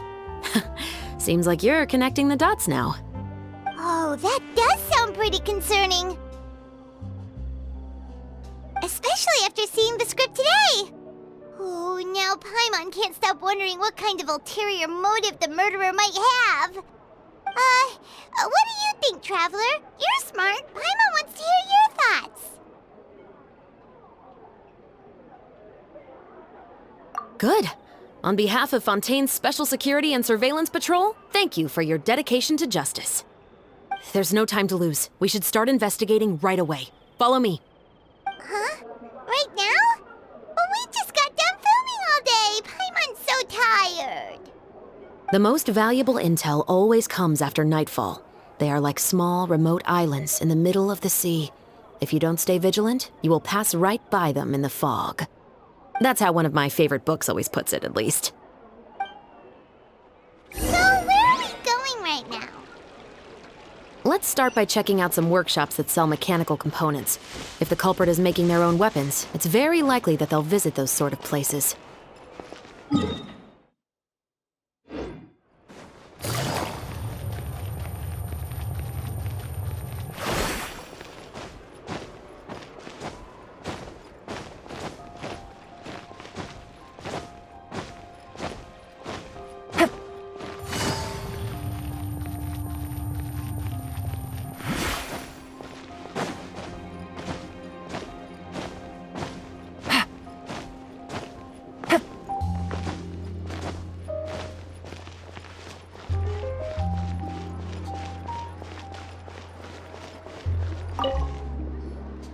Welcome to LeChaux's Clockwork Workshop. How can I help you?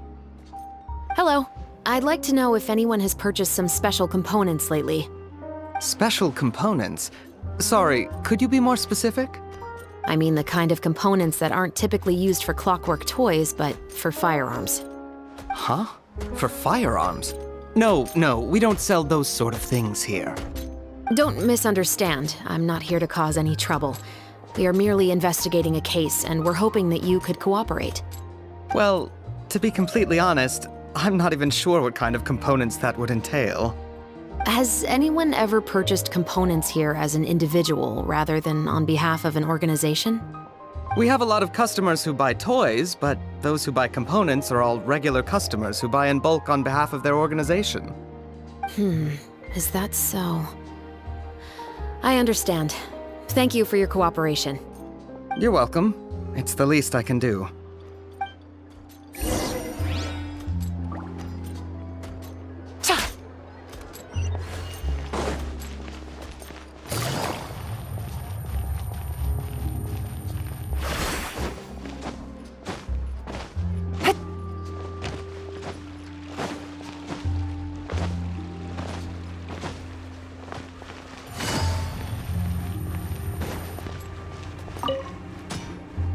Oh, hey, Chevres. Run out of oil for your musket again? Hello, Estelle. I want to know if anyone has come to your shop recently to order some firearm components. Oh, is this another case? Let me think. I don't think so.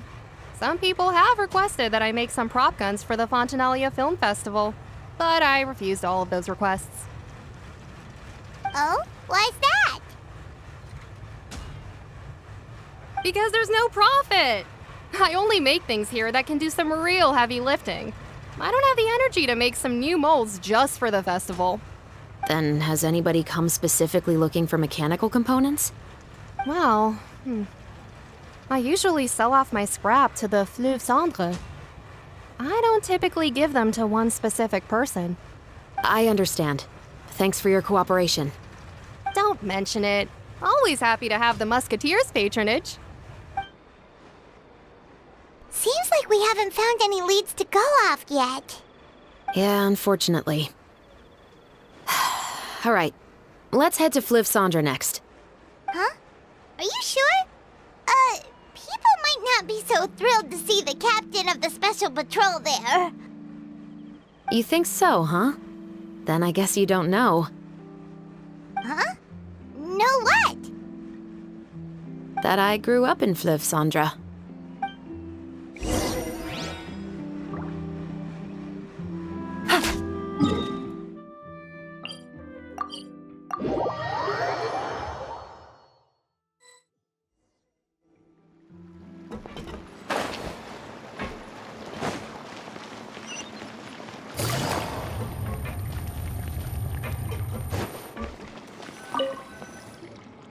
What's all this? Some broken planks and barrels, as well as some liquor bottles? Yes, but have a closer look, Paimon. Even though somebody has purposefully tried to clean them up, these are obviously marks from musket bullets. In other words, someone was here trying to improve their shot. They were using the barrels and bottles for target practice. Could it have been the killer? Your guess is as good as mine. Although many people at Fleuve Cendre own guns, few hide the fact from others. And even fewer would go to such lengths to hide markings from practice shots. Anyway, let's go. There might be more to this.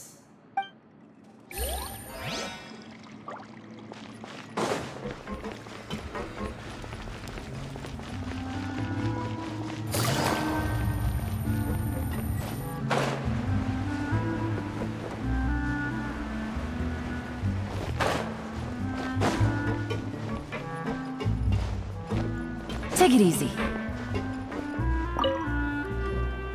It's been a while, Tetro.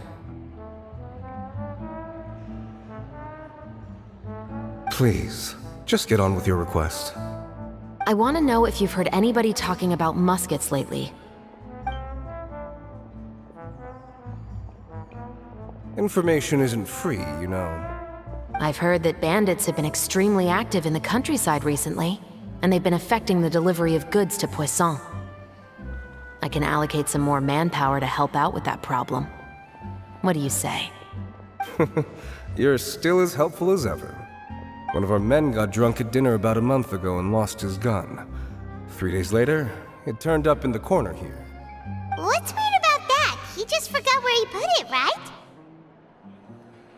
This is Fleuve Cendre, my friend. Anything of value left in the tavern won't ever make it to the next day. But that gun turned out to be an exception. It didn't get any new wear and tear on it, and didn't even appear to have been fired. We were quite mystified as to what could have happened. I suspect it came back because the weapon was already known to the guards.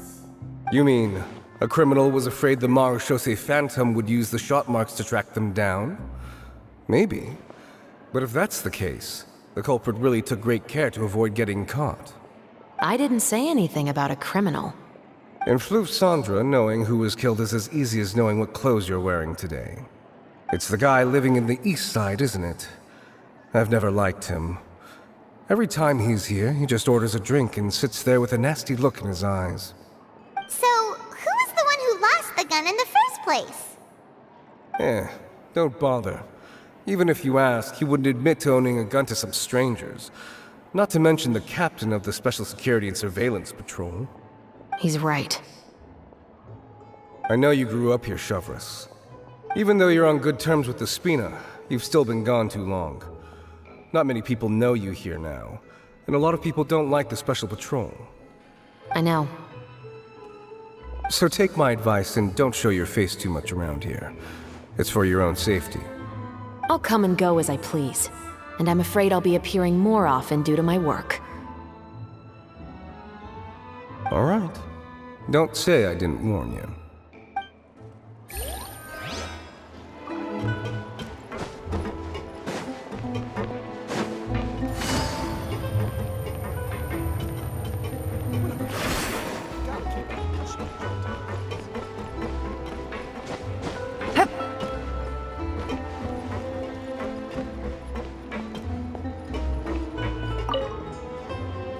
Hello, I'd like to ask some questions. I don't know anything. Don't worry, I'm not here to arrest anybody. You say that now. It's the truth. Here, take this as my guarantee. Wait, did Paimon just see what she thinks she saw? Is the captain of the Special Patrol bribing a citizen? Seems you're different from the other guards. What do you want to know? Have you heard anything related to Muskets in Fleuve Cendre lately? Anything at all? Muskets, huh? All I know is that about 2 weeks ago, we started hearing some loud noises at night. So loud that it's been waking me up. Were they gunshots? Possibly. It's hard to tell around here.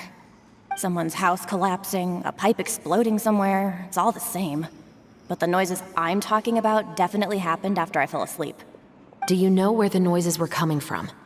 I don't remember clearly. Is it that you don't remember, or that you need to think about it some more? You tell me.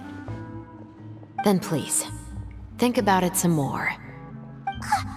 She's giving her even more Mora! The noises came from the end of the Southern Waterway.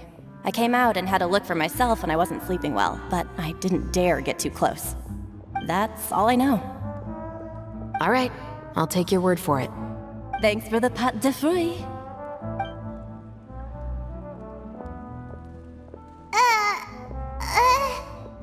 No need to be surprised. I grew up here, remember? I know how to get people around here to talk.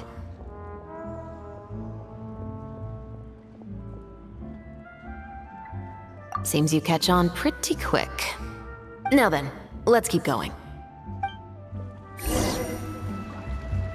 Seems like that's all we'll be able to uncover for today. Paimon feels like we managed to learn a lot more here than up on the surface. Yes. Assuming that everything we found is indeed connected to our suspect, then their timeline was probably something like this. A month ago, our suspect found a gun and took it home to disassemble it. Once he'd figured out its mechanics, he brought it back. In the following weeks, he used some parts to create his own makeshift musket and took it to the Fleuve Cendre for target practice. Then, a few days ago, he found his target and carried out the murder. Once the deed was done, he left a rainbow rose on the body, just like the scene in the novel. That all makes sense to Paimon, but we're still no closer to figuring out the killer's identity. The deceased was a resident of Fleuve Cendre. It's said that he was a poor, solitary man.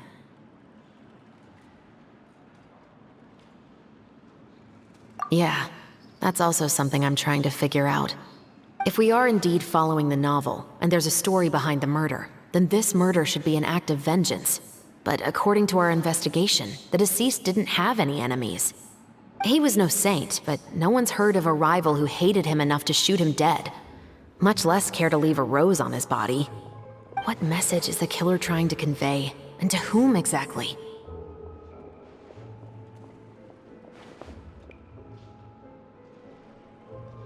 We've thoroughly investigated that possibility.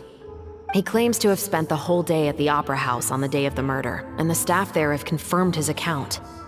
Okay, so he has an alibi. Not only that, he lacks a credible motive as well. He has a family of his own, and both of his parents are still alive. I've looked into his records. He was adopted at the age of 6, and all the proper procedures were followed. There are also records of him at an orphanage before then.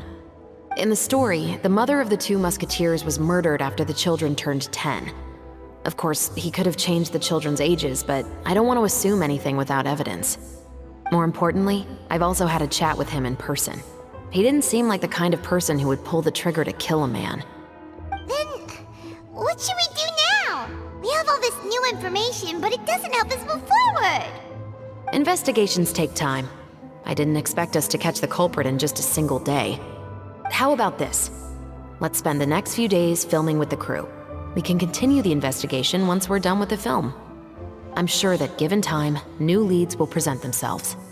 Wait, but weren't you saying Intel is like small, remote islands in the middle of the sea just a moment ago? Wouldn't you just miss them if you were to stop looking? Ah, but the book had more than one reference to the islands, Paimon. Oh? What else did it say then? As long as you spend enough time sailing through the fog, you'll eventually come across an island.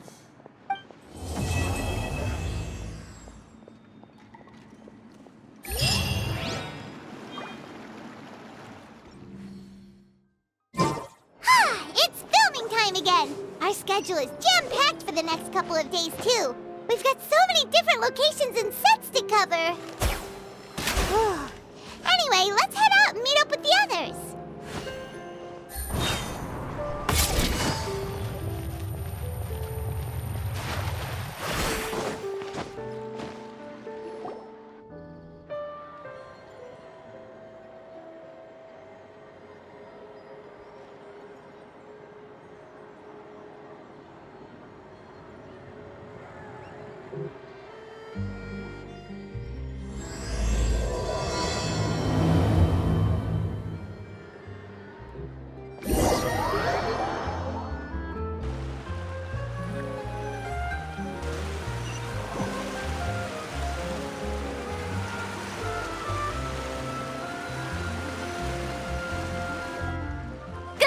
Everyone, we're looking to wrap with our two main ladies today.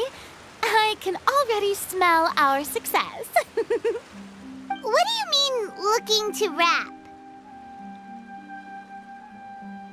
Oh, aren't you the expert now?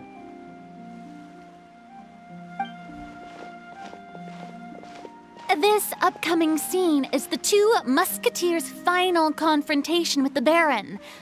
There will be quite a bit of action, but no choreography beyond what we've already rehearsed. Anyway, get ready. Lights, camera, action! The view is beautiful tonight. It reminds me of that fateful night 10 years ago. And now that I've said it, I can even make out the faint fragrance of herbal tea in the air. Enough, villain! It's time that you pay for the death of our mother! My dear Iris, have you forgotten your manners? How can you speak like this to your own father? I'd sooner swallow all of my teeth than call you father. What did I expect? Seems the daughters have turned out to be just as obstinate as their foolish mother. In this world, mora and status is everything. She thought she could blackmail me using her children and force me to grant her recognition and concessions? Ah, how naive can a woman be? Mother never asked a single thing of you. All she wished was for us to live a peaceful life, just like the others.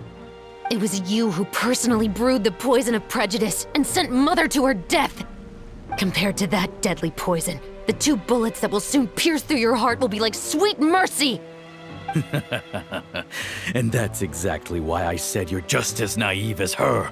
Did you really think 2 muskets would be enough to defeat me? So let's see. What is stronger? Mora and power, or the 2 muskets in your hands? Get them!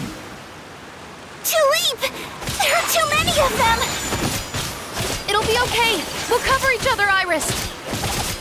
And Mother will be watching over us, too. Final warning!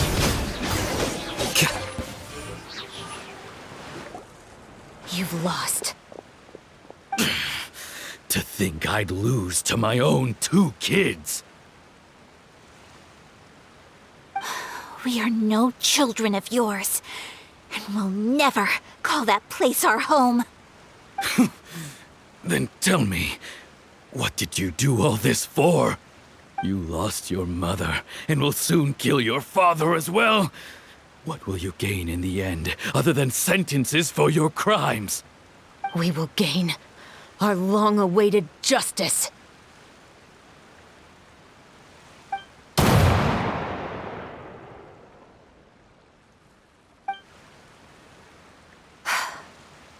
It's over. Finally, it's over.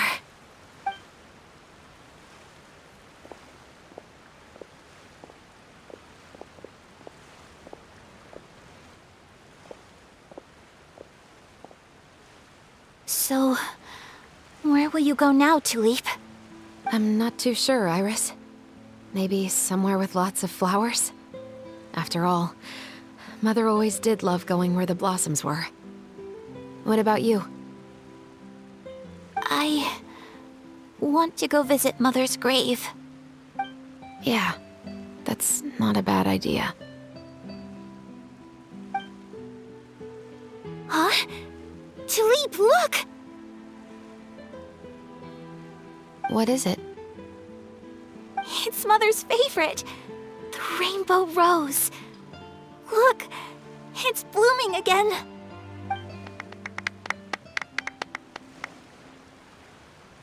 Excellent! That was beyond mesmerizing. Even I didn't expect this scene to go so well. And we got it in a single take. All right, everyone. We've got a wrap for Tulip and Iris. Congratulations, Ayaka and Chevres!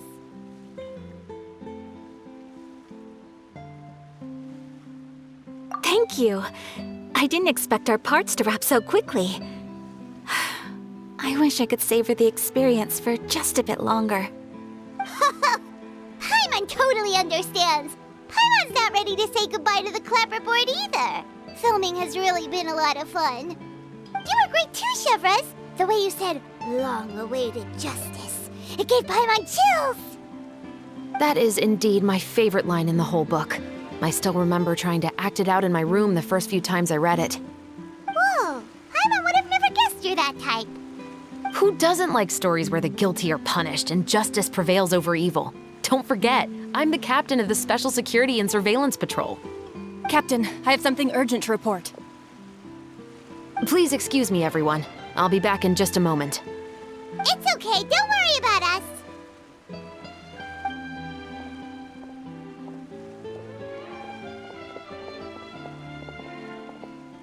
Oh? Was she whisked away by work already? I was just about to tell her how great she did. It seemed like some urgent official business. Then perhaps we should thank the stars that we were able to wrap both of your parts so quickly today. Switching around the filming schedule would have been a real pain.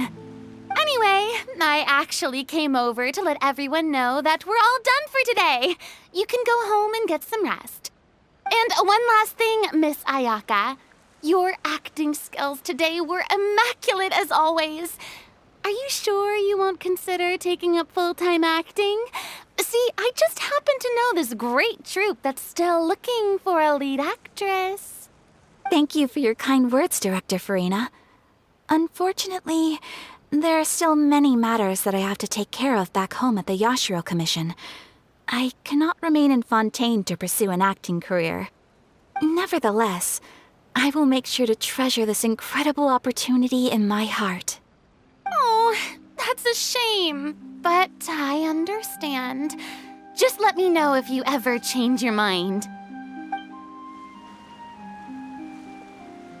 I believe it's also about time for me to take my leave. But hopefully I'll see you on set over the next few days. Even though my part's wrapped, I'd still like to swing by and help out the crew. See you tomorrow, Traveler and Paimon. Yep, see you tomorrow! Well, what should we do next? Maybe we'll go investigate the case some more with Chevres today. Traveler, Paimon, please come with me. Huh? Where are we going? You could say that our ship has finally chanced upon one of those small, remote islands of intel.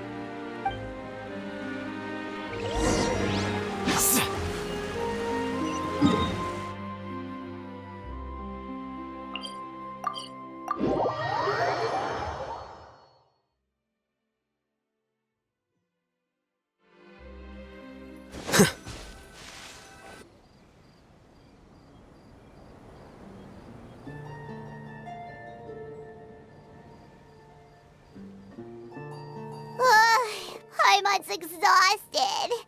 Paimon definitely didn't expect having to float this far after a full day of filming. So, Chevres, why did you take us here? Affirmative. It wasn't anything conclusive, but it should show us a clear way forward. Have you ever heard of someone by the name of Emily? Oh, you mean that famous perfumer? She's a good friend of mine. She's lent me her aid several times in the past to resolve some difficult cases. After I discovered the rainbow rose at the scene of the murder, I sent it to her. After all, she's probably the foremost expert on flowers and scents in all of Fontaine. And then? There was nothing remarkable about the flower or the trace amounts of soil left on it. But according to Emily, the rainbow rose left by the killer was derived from a very rare cultivar. Huh. Paimon didn't know that there were different varieties of rainbow rose. Paimon just thought they grew everywhere in the wild. Flowers that are deliberately cultivated will always show some different features from those that bloom in the wild. We already knew that the rose left at the scene belonged to a special cultivar, but with Emily's expertise, we were able to pinpoint the place where it was first picked from. Oh, Paimon gets it now. So whoever first planted that rainbow rose was probably the killer. Precisely. And after we checked what we learned against some sales records from the past, we discovered that there's only one person in all of Fontaine who could grow and sell this specific cultivar. Really? And who is it? It's the novelist. But didn't you say he had an alibi? To be clear, I haven't changed my mind about him. I still don't think he was the one who pulled the trigger. However, that doesn't mean the true culprit never visited him at his home or never purchased a rainbow rose from his garden. Whatever the case, we will have to confirm a number of things with him. So you mean the next place we need to go is... Yes, we're going to pay him a visit at his home.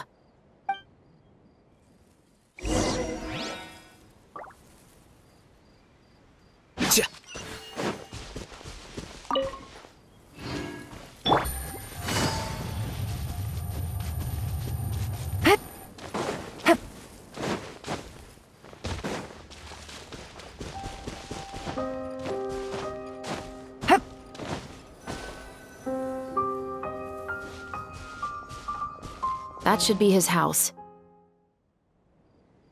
There are so many Gardamex stationed around the place. That's pretty unusual, right? According to what he told me last time we spoke, he hired them so he won't be harassed or disturbed. Huh. So there are a lot of flowers in his garden, but Paimon doesn't think we'll be able to pick one without alerting the Gardamex. Right. Which is exactly why I think there has to be a special connection between him and the killer. So, should we knock? Just wait here for now. I'd like to take care of a number of those Gardamex first. But they're so far away. How are you planning to do that? Don't forget, Paimon, I'm actually the real-life captain of the Musketeers.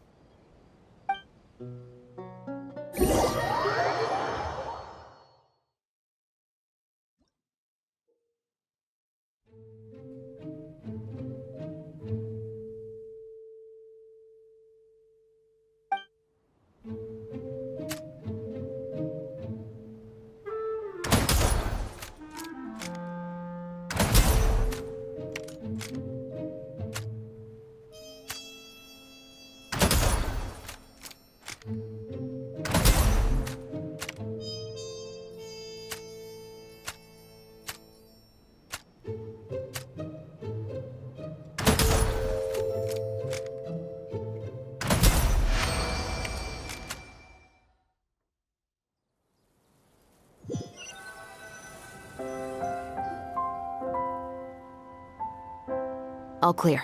Let's go. Wait! Paimon's a little nervous now that we know he could be the killer. Can we go over our plan of action again? I'll go knock on the door and make sure it's safe inside. Once we're sure that we're in the clear, I'll ask him to come with us for a quick round of questioning at the guard's headquarters. But can't we just arrest him? We still have no evidence that he's the killer, or that he lent the killer any direct aid. Still, it would be appreciated if you could pick a rainbow rose from his garden for me while I'm talking to him. It'll help the Marachose Phantom confirm Emily's theory. Sure, no problem. Just be careful, Chevreuse.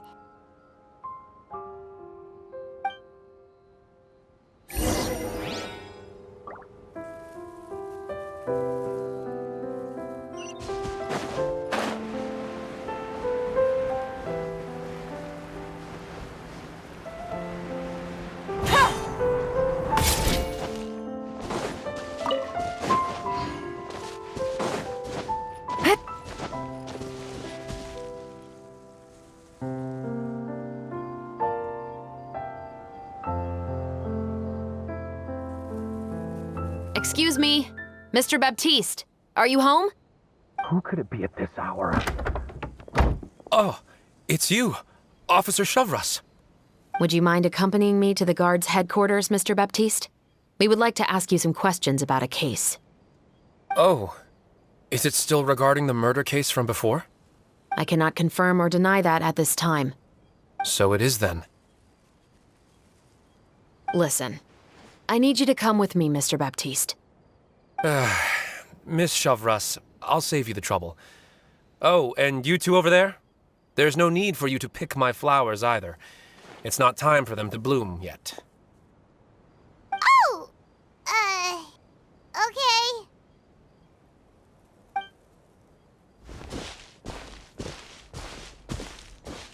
By saving me the trouble, you mean... I will confess. I was the killer. Huh? He just admitted he's guilty! Please relax, everyone. I'm not armed. The musket you're looking for has been buried in my backyard.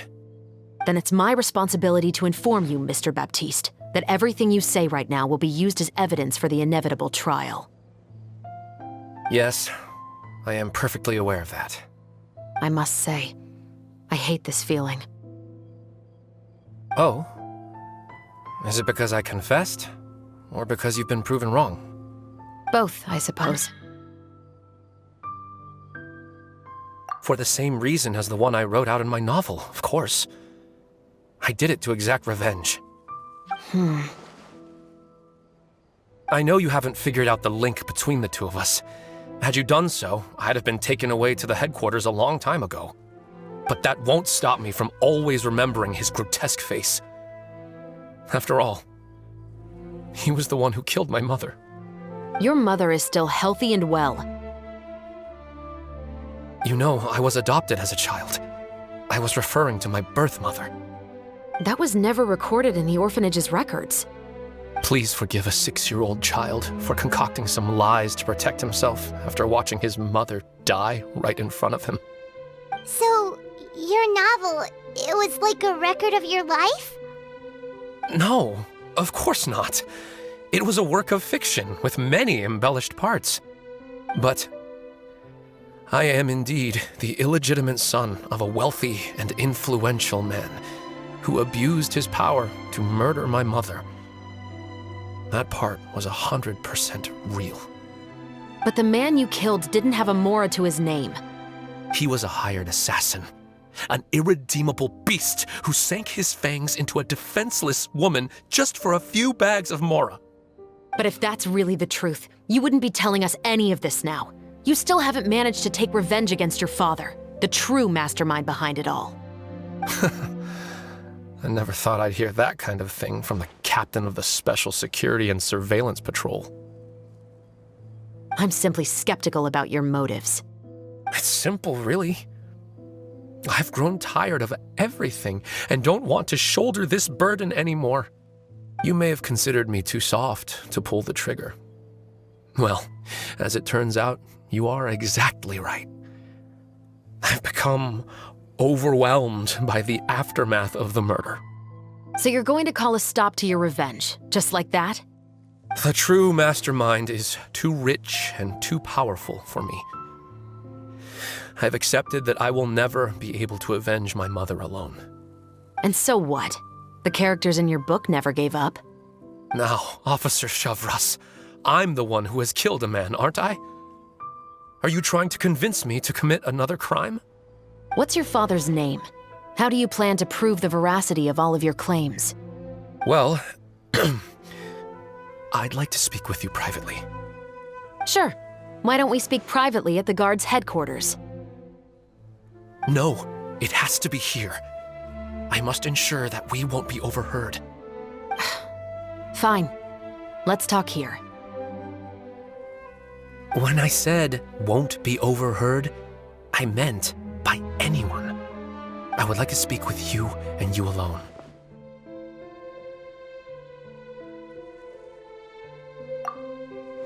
Thanks. I appreciate it. Please stay safe, Chevres.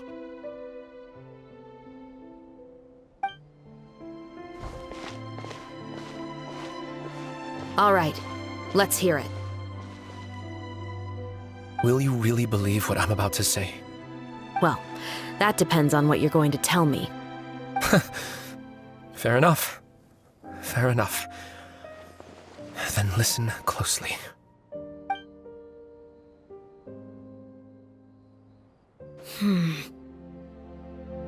So that's how it's all connected. So, it seems you believe me after all. Do you want me to go public with this? No, of course not. At least, not right now. Then why did you bother telling me? You've read my work. What do you think? Even if you were to go public with all of this right now, he'd simply deny everything. It's been too long. Almost 20 years. Anything that could be used as evidence has long faded away.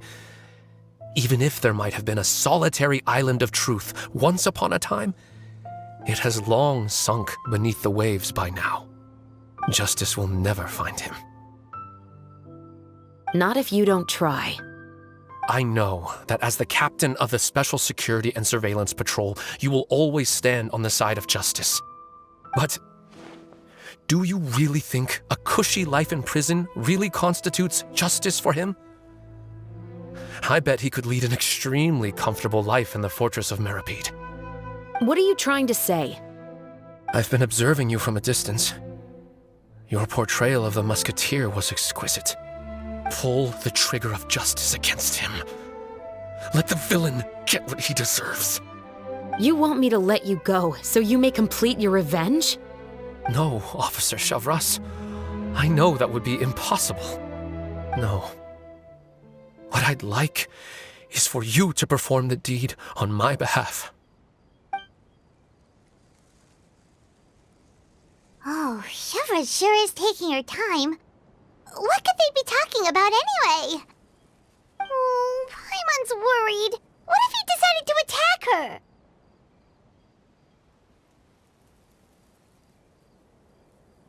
Oh, you do have a point. Still, do you have any idea who the rich person might be? And why the novelist doesn't want us to hear what he's saying to Chevres? Sorry to keep you waiting, you two. Hey, how did your talk go? I've already sent someone to escort Baptiste back to the headquarters for questioning. He wasn't lying about the musket. It was indeed buried in his backyard. But what about the name? Did he tell you the name of the rich guy? Yes, he did. But for now, I have to return to the Special Patrol. There are still a few loose ends I need to tie up.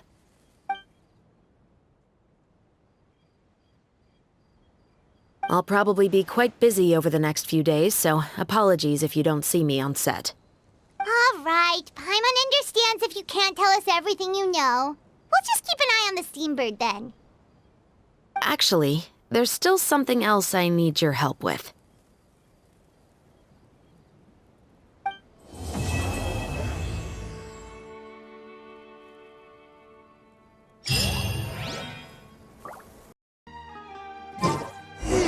We haven't seen Chevres since that night at Baptiste's place.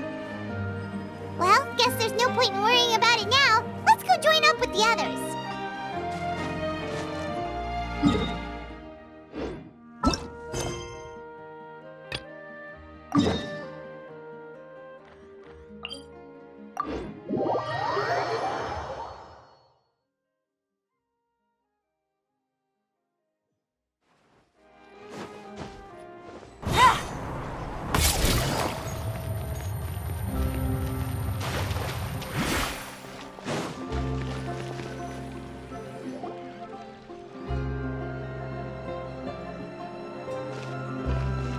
Good morning!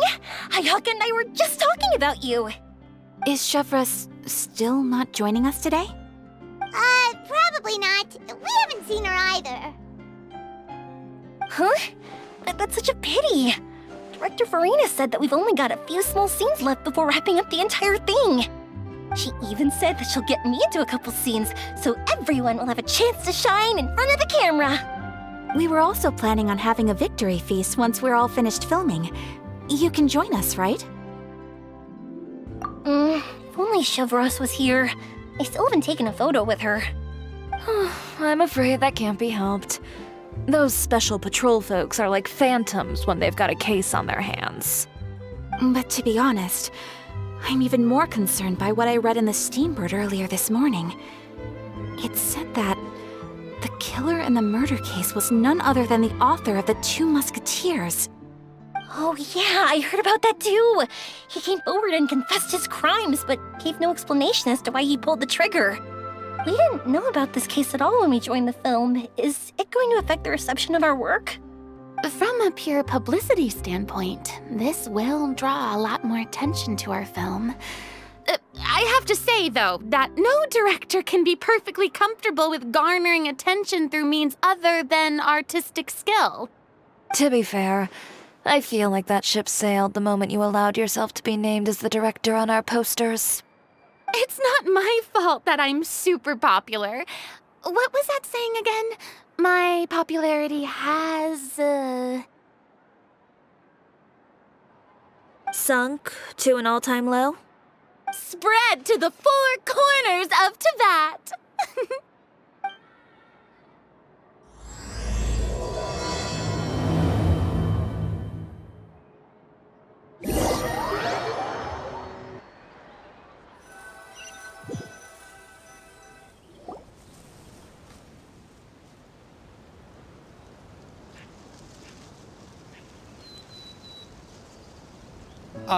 Excuse me, everyone. Xavier! Feels like it's been ages since we last saw you. I've been talking nonstop with the Film Association, and I'm absolutely swamped trying to coordinate the film's marketing. So forgive me for not being around more often, but please believe me when I say that I will make sure everyone's hard work gets the exposure it deserves. Oh, seems like you've been fighting your own battles. Yes, that's one way to put it. Oh, and before we begin the final round of filming, please allow me to finally introduce you to the original investor of our film, Mr. Morris. A pleasure to meet you all. Yes, glad to make your acquaintance, Mr. Morris.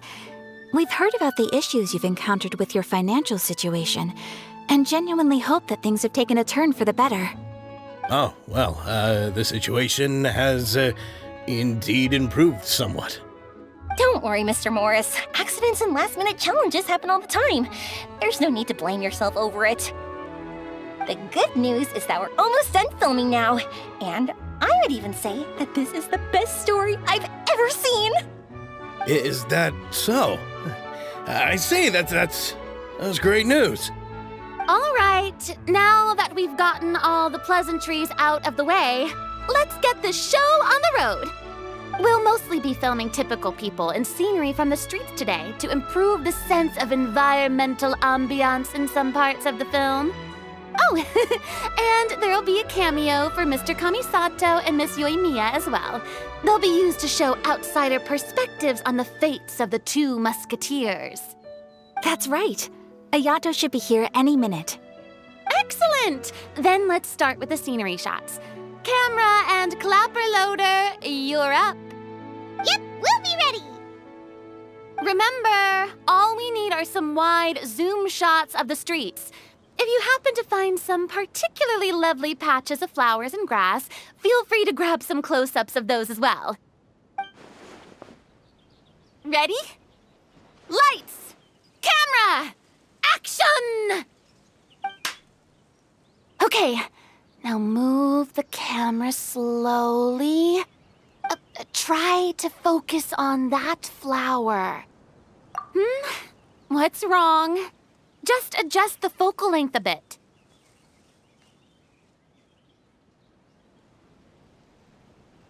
something the matter? Huh? But wasn't it working fine for all the days before? Veronique, can we try a different camera? No problem. How about this one? All right, let's give it another try. Lights! Camera! Action!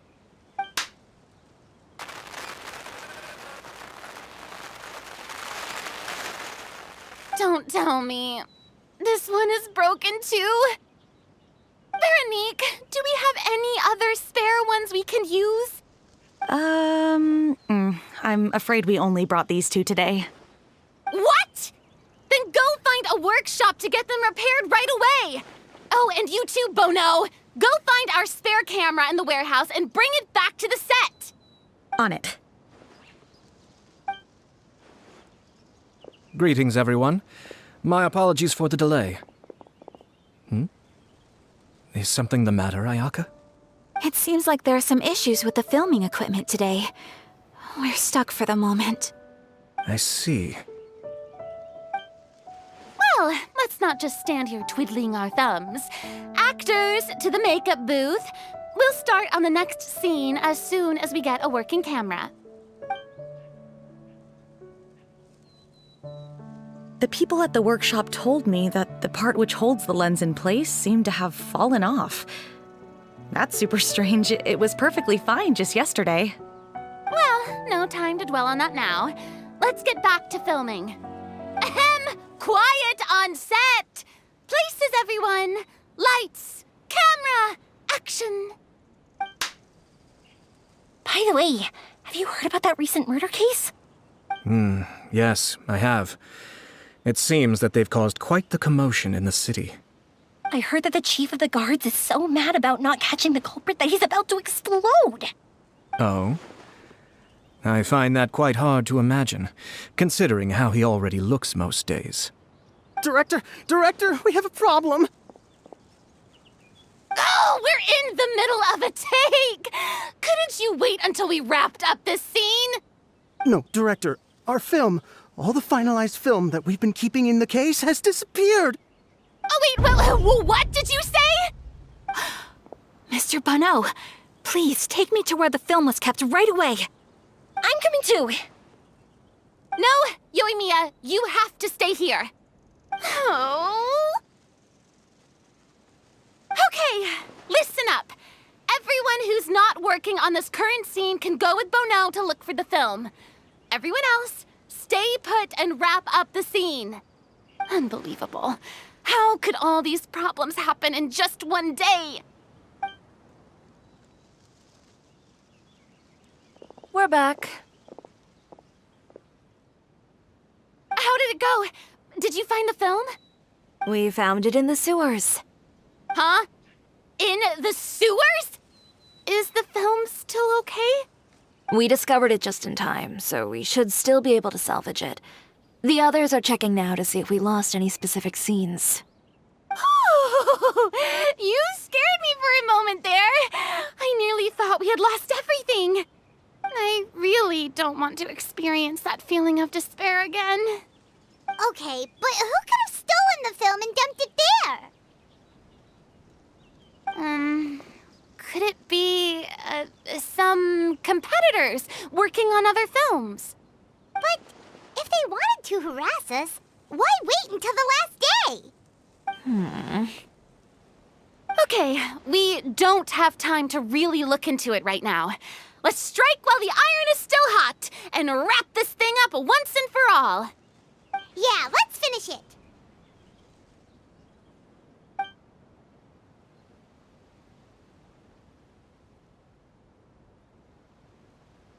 I would like to officially announce that our entry to the festival, The Two Musketeers, has now concluded filming!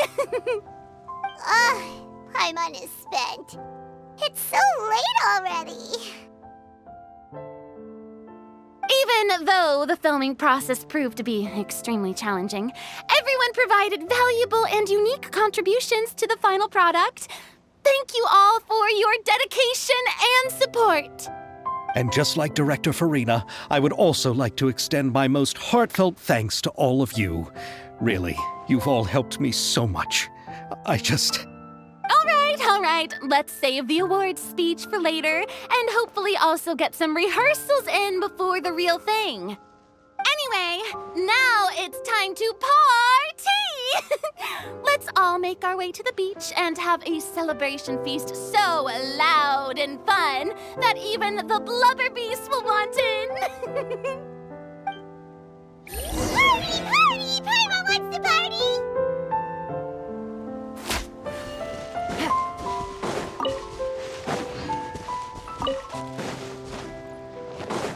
Whoa, this place is hopping. Everyone's finally getting to relax after wrapping up the film. Let's go chat with someone. Have you ever seen a fireworks show, Mr. Morris? It's pretty amazing. I'm afraid I haven't, but I'll take your word for it.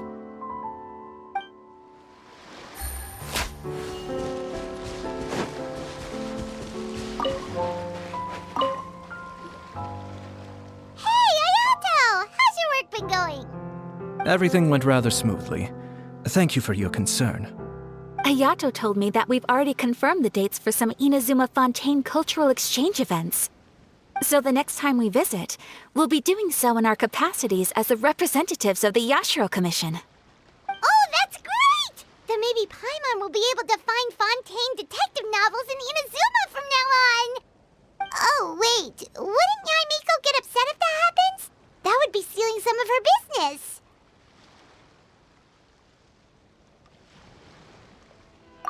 You've got a point. She's always complaining that light novels have become bland and too predictable after all. The cultural exchange won't only feature literatures of both nations, of course. We have also made plans for cross-cultural engagements in the fields of gourmet cuisine, toy making, and artisan craftsmanship. Whoa! Paimon's getting super excited now! When the time comes, be sure to visit and participate in all the events.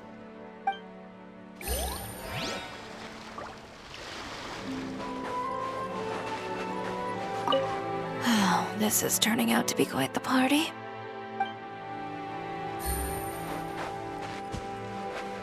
I was thinking, if this film turns out to be a success, could I ask the two of you to stay and be a part of my crew? Of course, I'll definitely increase the pay for next time. I'd be more than happy to, Mr. Xavier. Thank you for the offer, Mr. Xavier. But I've made some plans to go on a journey to the other nations once the festival is over. Is that so? Well, then in that case, bon voyage, Miss Veronique. Please feel free to get in touch once you've returned to Fontaine.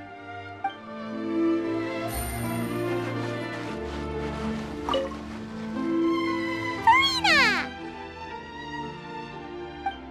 Oh, my darling clapper loader and camera operator. You've both worked really hard.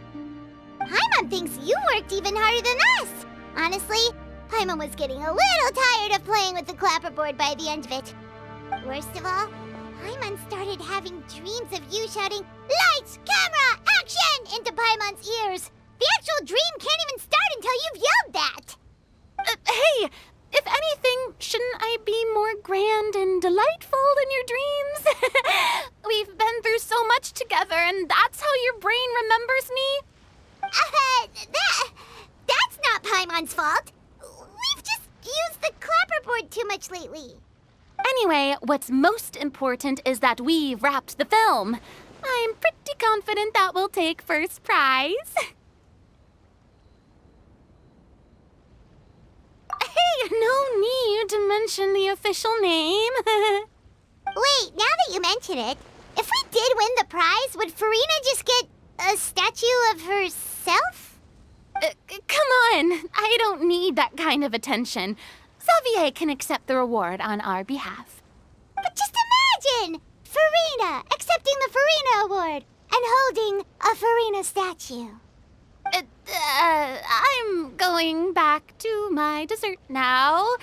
You all can keep discussing that on your own.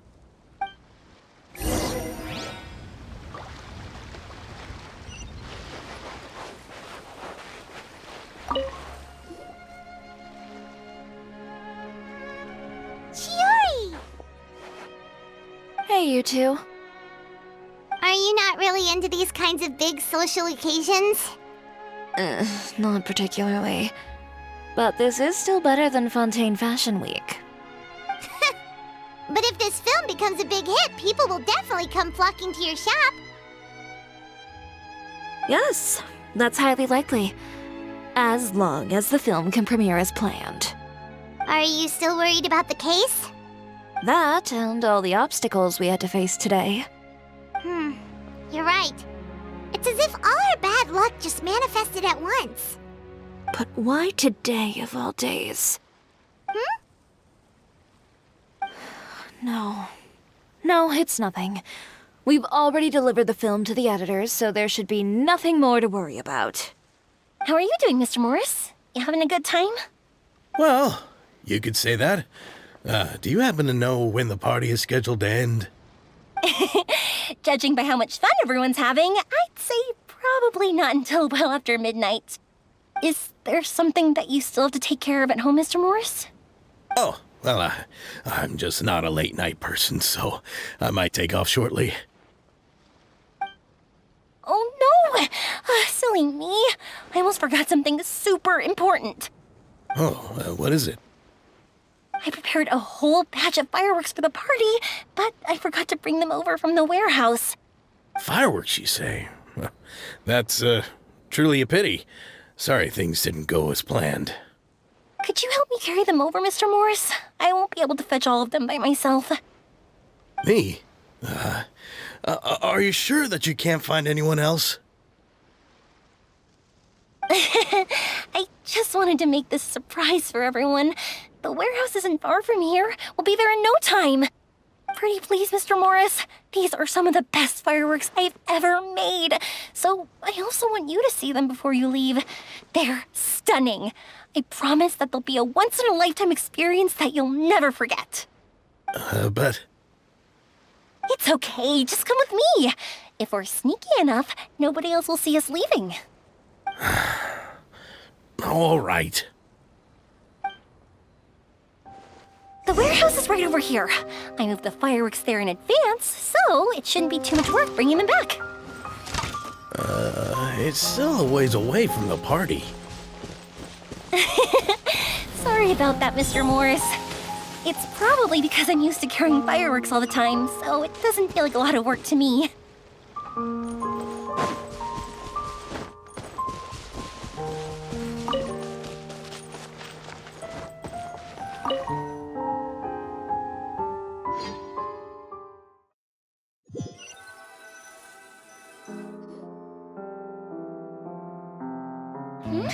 It's dark in here. Wait here, Mr. Morris. I think the light switch should be somewhere over here. Why did I have to get roped into this? What was that?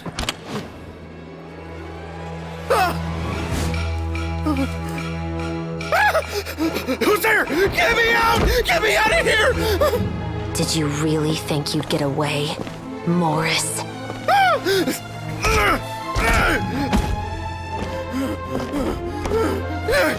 You've got the wrong guy. It wasn't me. I'm not the killer. You know, Eliza died a far more heroic death than this. She fought your assassin to the end to save the children she had hidden beneath the floorboards.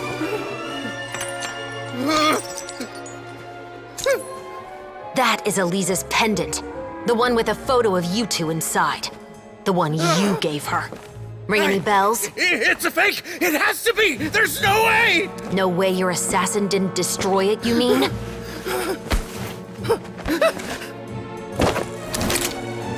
Did you ever love her, Morris? Or was killing her always the plan? No, please. Listen to me. I told Eliza to keep us a secret. I paid her plenty for her silence. I never thought she'd keep the child. Everything was gonna come out, and I had no choice. She'd force my hand. No! I'm begging you. I have money. Just name your price, please. You can keep your Mora, and you can go to hell.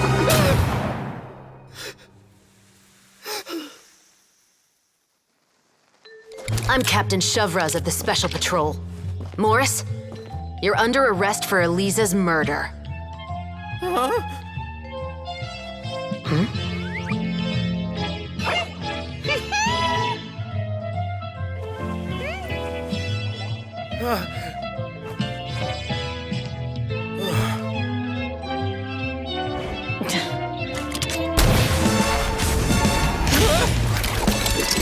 You're under arrest too, prop manager Veronique. Or perhaps I should call you the second musketeer.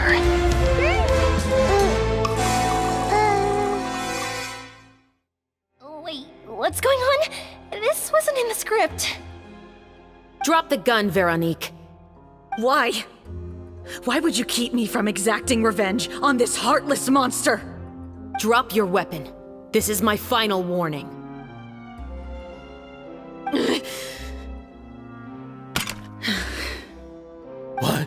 What is going on?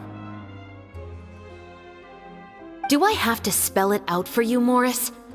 Everything that took place just now was staged to get you to confess the truth. But this last part is all improv, of course.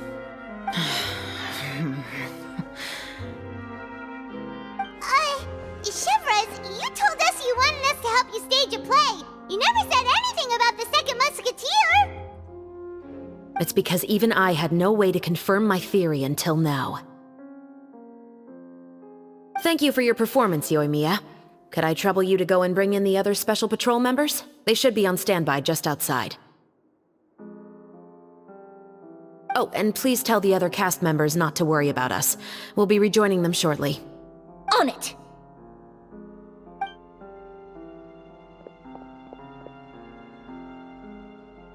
So what do you think, Morris?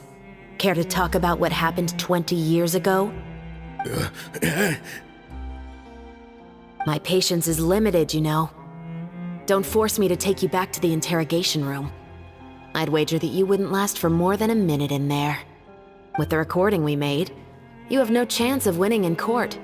Cooperating with us now is the most practical move. All right. I'll talk. I hired an assassin to murder Elisa. She once worked as a maid on my family's estate. She was very beautiful, and after some time I fell for her. We kept our relationship a secret and carried out an affair for some time, but it wasn't long before she became pregnant. And if my parents ever found out, they would have stripped me of my inheritance and status, driven me out of my home. I also didn't expect Elisa to insist on bringing the pregnancy to term. She even asked me to leave my family and travel far, far away with her. She believed that you were truly in love with her. I didn't have a choice. I gave her a large sum of mora, told her to leave the family and to get rid of the baby.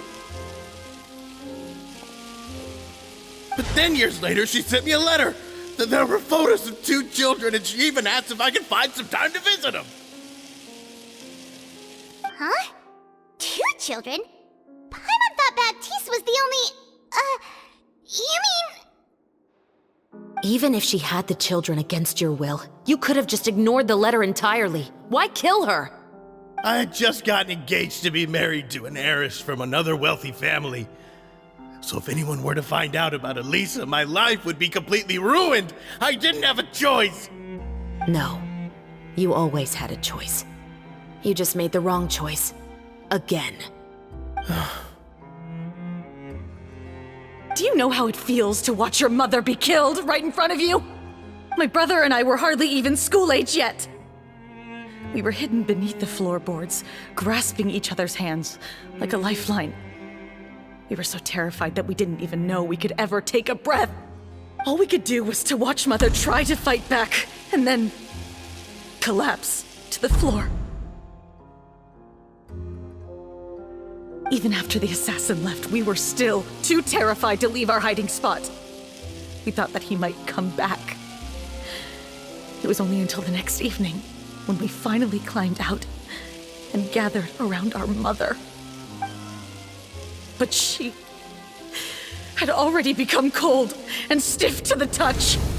You made up your mind right then and there to bring this case to light.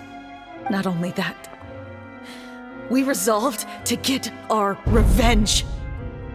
And that's why you became the Musketeers. No, that's why I became a musketeer! The man from before was also killed by me. My brother had nothing to do with it. I figured as much. You did? I once told these two that he didn't look like a killer to me. His confession from that night also rubbed me the wrong way. I think what really tipped me off was, how could I not feel a sense of regret in him? Huh? He confessed faster than any criminal I've ever met, but he didn't say a single word about you. He insisted that he was the sole perpetrator in the case. But after the questioning ended, I disassembled the musket we dug up from his backyard, put it in front of him, and told him to reassemble it. Wanna guess how far he got? He had no idea where to even start. He's never touched a gun in his life. Based on that, I determined that he was not acting alone. He only surrendered himself to draw our attention and create a moment of opportunity for his partner. So, I decided to play along. And as expected, the second musketeer followed us without hesitation once she saw Morris get separated from the rest of the cast. Besides, why else would he call the novel The Two Musketeers? But how did you know it was Veronique? I figured it out the moment Baptiste told me his father's name. That so-called financial crisis was all just a ruse. He just wanted to sign up as the investor and then leave the film without any source of funding. After all, he has a vested interest in minimizing the reach of this story. It's really just the same thing as what he did to Eliza all those years ago. Human scum. But then Xavier pulled out all the stops and got the film made against all odds. Morris couldn't have that. With the killer in custody, he figured it was safe to act. And so he came to visit the set today, just as I expected. Wait, so you were behind all those mishaps today?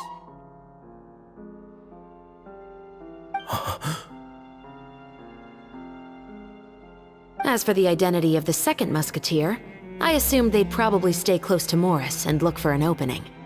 And if they already knew that Morris was the film's investor, then that narrowed the list of potential suspects as well. Furthermore, being the props manager would allow the culprit to avoid scrutiny by purchasing mechanical parts in the name of the crew. With that hypothesis in mind, I went back to check Baptiste's orphanage adoption records.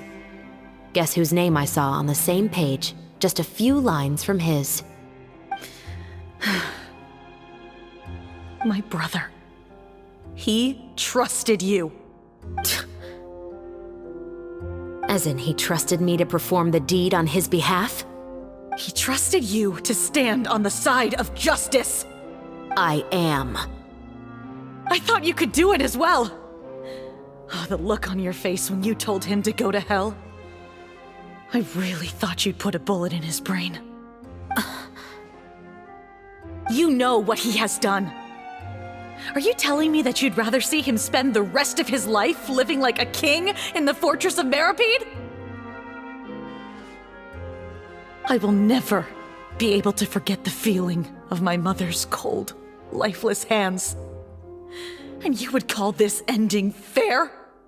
Is this what you call justice? I won't lie, Veronique. I did hesitate when your brother first told me about the truth. I wondered. I agonized over whether I should really put a bullet in his head. So why don't you? Because that should never be how justice is carried out in this world. Perhaps, to you, justice is simply reciprocated. An eye for an eye, and a life for a life. But everyone has their own understanding of justice. If everyone were to pursue their own definition of it, there would be no more order in this world. Today, you'll kill Morris, and tomorrow, his children may come for you. The world cannot render judgments based on a desire for revenge. That will only lead to a cycle of revenge, as well as the destruction of order and civilized society. Fontaine is founded on a set of laws and a standardized code of justice. That is why we are the nation of justice. But with all that said, I will promise you this. Morris will not lead a cushy life in the fortress of Meripede. Chevros, the rest of the Special Patrol is here. Thank you so much, Yoimiya. Letelier, Terena, please take them away.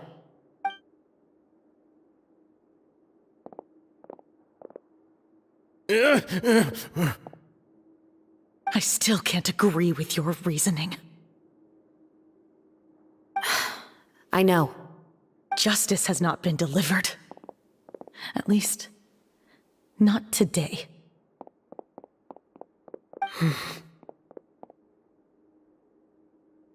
Chevros. Let's go. We should give an explanation to the crew.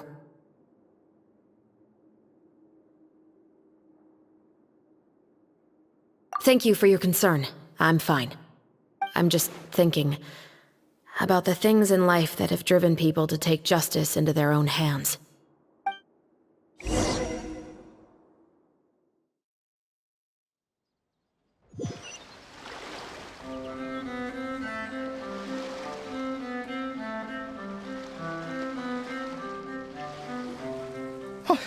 Who would have thought Morris would turn out to be...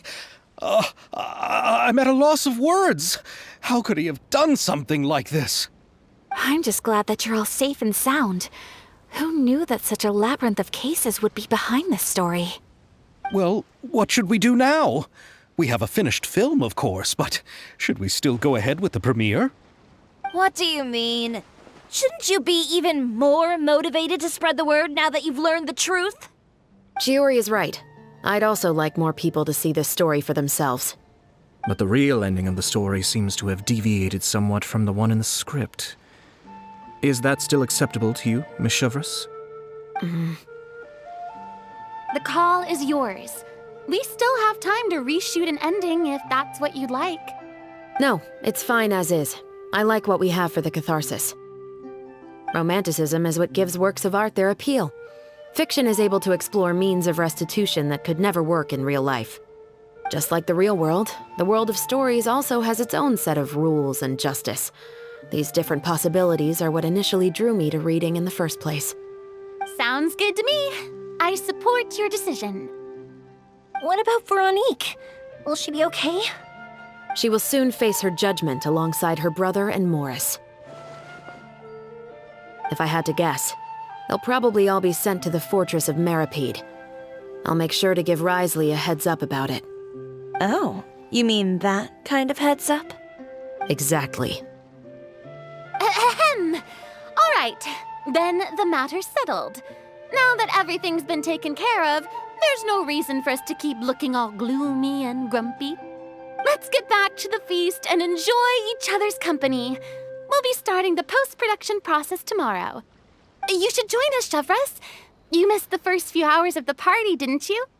All right. Count me in. Then I'll wait for you over there. There's still some good news that I'd like to share with Chevros.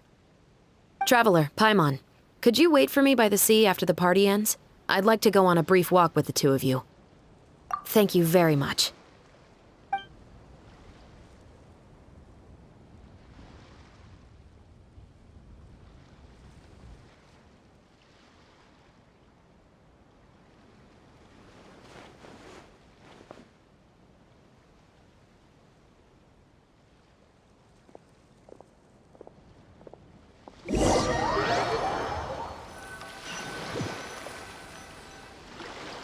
Sorry for the wait. Oh, we weren't waiting long at all. Is there something else you wanted to tell us? No, I don't have anything new to share. I just felt that since you were my investigation partners, I should have another conversation with the two of you.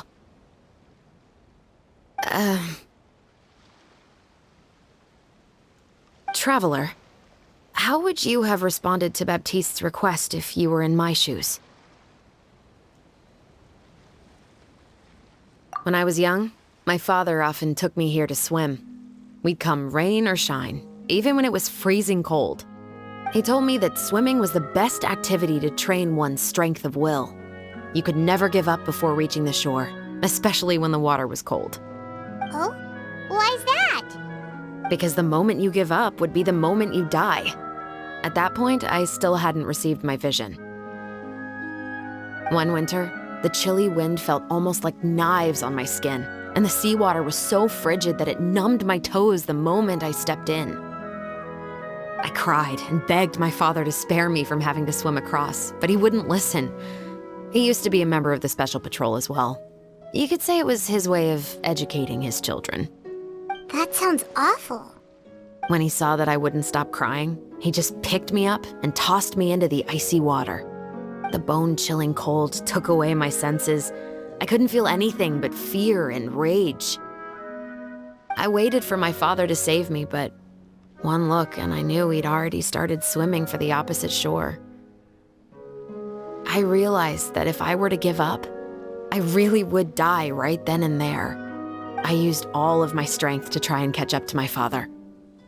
Those few minutes felt longer than my whole life up until that point. I did, however, make it to the other side. I've never felt afraid about anything in my life after that, nor have I ever cried again. That way of teaching would have never worked on Paimon. Yeah, I don't think that was the right method for anyone. It's just that, working now as I am in the pursuit of justice, I still sometimes feel like I've been tossed into that winter sea all over again. The anger and the helplessness. Chevreuse. But the worse I feel, the more I know to never give up. The alternative would be to forever lose myself among the waves. Anyway, how about a race? Neither of us will drown, but we can still see who swims faster.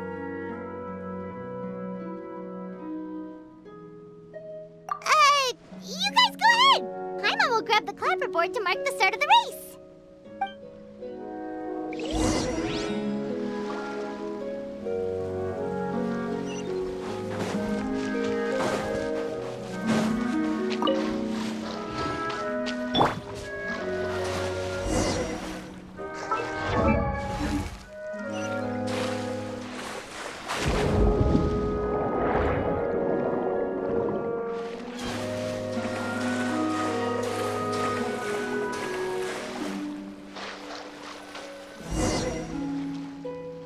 Whoa, that felt good.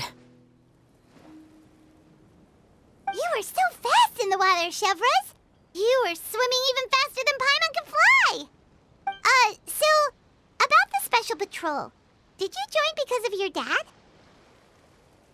Partly, but I'd say I was more inspired by the heroes I read about in stories growing up.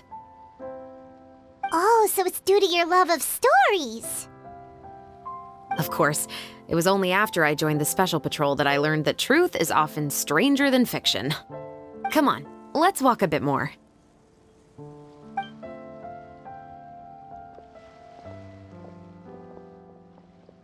To be honest, I do sometimes question whether the decisions I make are the right ones. But I know that no matter what, I must keep swimming. Because the only thing I've got my eyes on is the shore in the distance.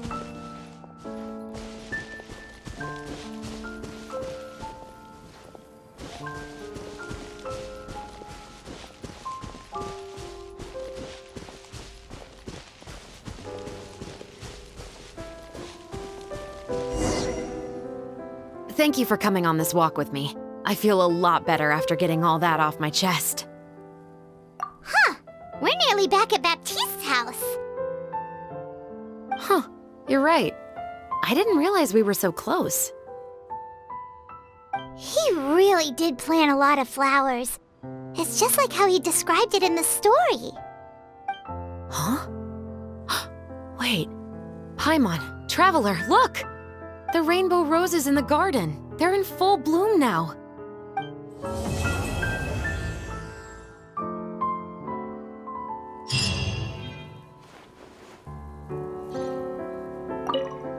Even though it's a bit late, I must thank you for investigating this case with me.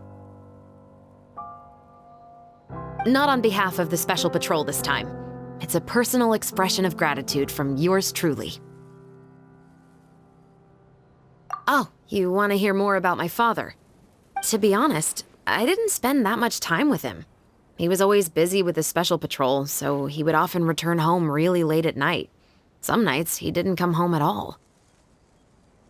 Once, He didn't come home for a long time, maybe a whole week or so. When I went out to buy food, I learned that he had become a criminal, and by extension, that made me a criminal's daughter. But we can talk about that another day. I actually have a lot of sympathy for Veronique and Baptiste. I can understand the hatred they feel for their father. But that doesn't mean I'll allow them to walk the path of evil, even if it might lead to another sense of justice.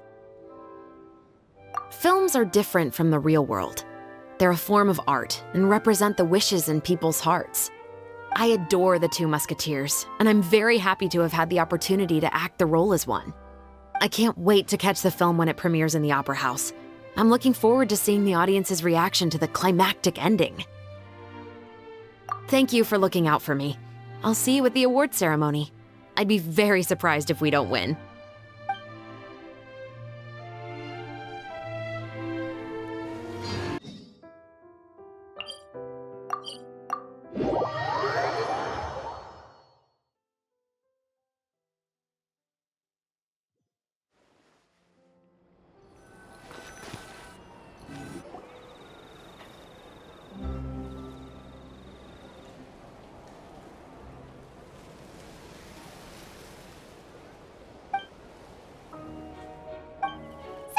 It's been a while. Hey there, you two! Sorry I've been scarce. I've been buried in marketing and preparing the film for release ever since we wrapped post-production. The award ceremony is today, right? Paimon wonders if we'll win the Farina Award. I'd give it a 90% chance. Farina! Oh, Paimon didn't know you were already here. You're earlier than everyone else. I'm sure the others will also be here in no time. Xavier, if we end up getting called on stage, shouldn't you come up with a name for our crew? What? But we don't even know if we're going to win. I wouldn't want to jinx our chances by celebrating early. Just open your eyes! Surely you've seen the audience's reactions to our film. We've had nothing but critical acclaim. You've also had conversations with the Opera House's operating staff, right? Didn't they want to increase the number of showings? With the mora you've made from the box office, you can now open your very own film company.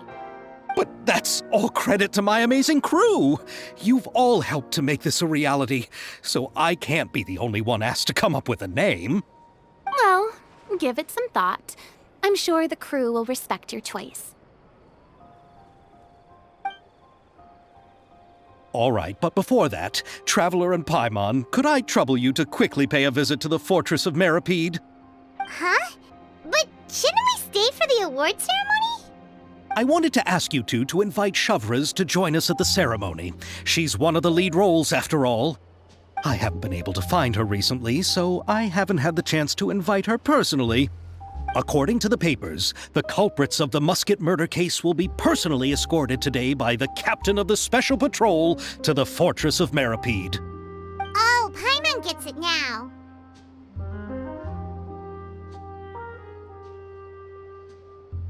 Yep, just wait here, Xavier, and maybe try to come up with a few snappy-sounding names. All right, then I'll leave you to it.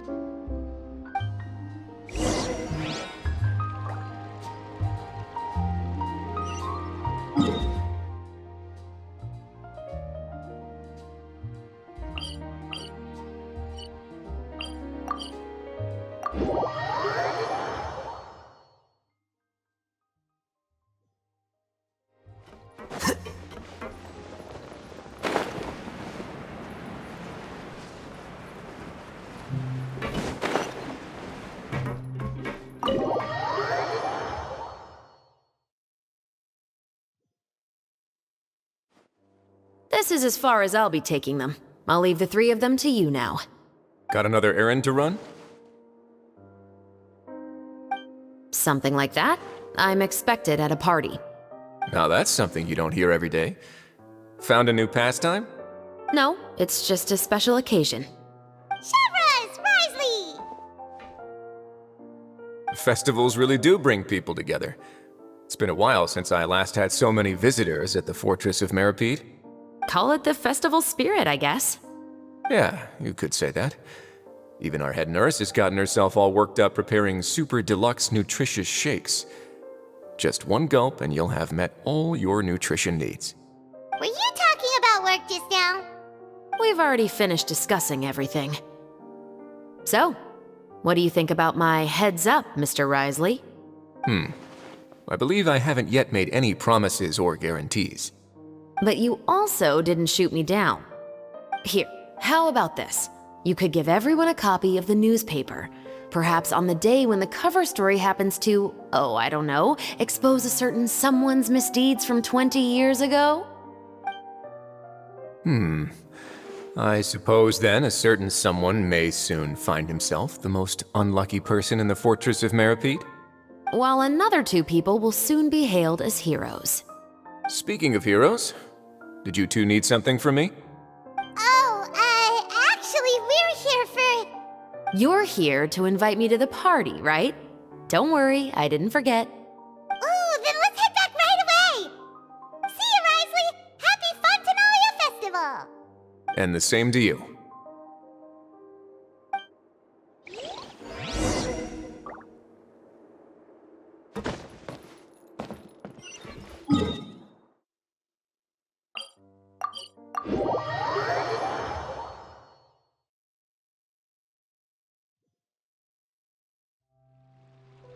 And the winner of the Farina Award for the first Fontanalia Film Festival is... The Two Musketeers!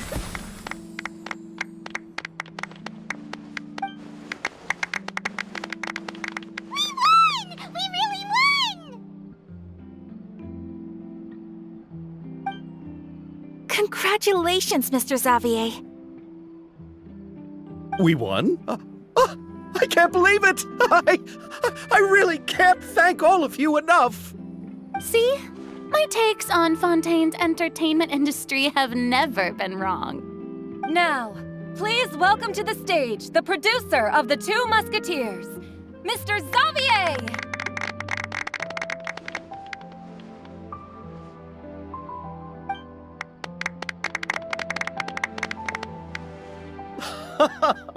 Thank you! Thank you all so much for your recognition and support. While I'm up here, I would love to give special thanks to... Time really flies, huh? It certainly feels that way.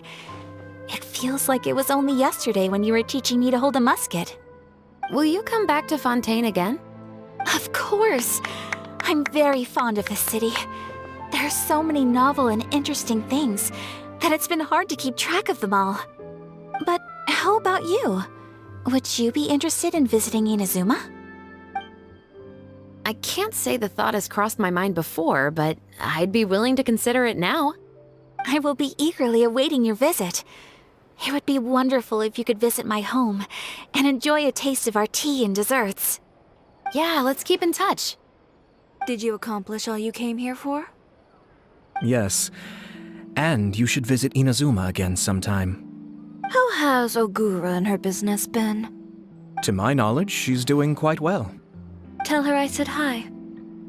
I certainly will. I heard the thunderstorm has stopped. Yes, and the war has also been brought to an end. Peace and prosperity has returned to the islands. I quite like the sound of that. Perfect for hanging textiles out to dry. I'd like to offer my thanks again to the entire cast and crew. Without you, I would have never completed this film, much less had the opportunity to be standing on this stage. With the support of my entire crew, I would like to officially announce our film company, Musketeer Pictures. Woohoo! That has a really nice ring to it. Then in that case, let's please welcome all the members of Musketeer Pictures onto the stage for a commemorative photo. Oh, Paimon didn't know we'd also be taking pictures. Director Farina, I believe you are the most deserving person to raise this trophy. Huh? No. There's no need. It's so embarrassing. It's an honor the director deserves. Yes, I agree. Just accept that you're not getting out of this. Ready, everyone? 3, 2, 1. Musketeer Pictures!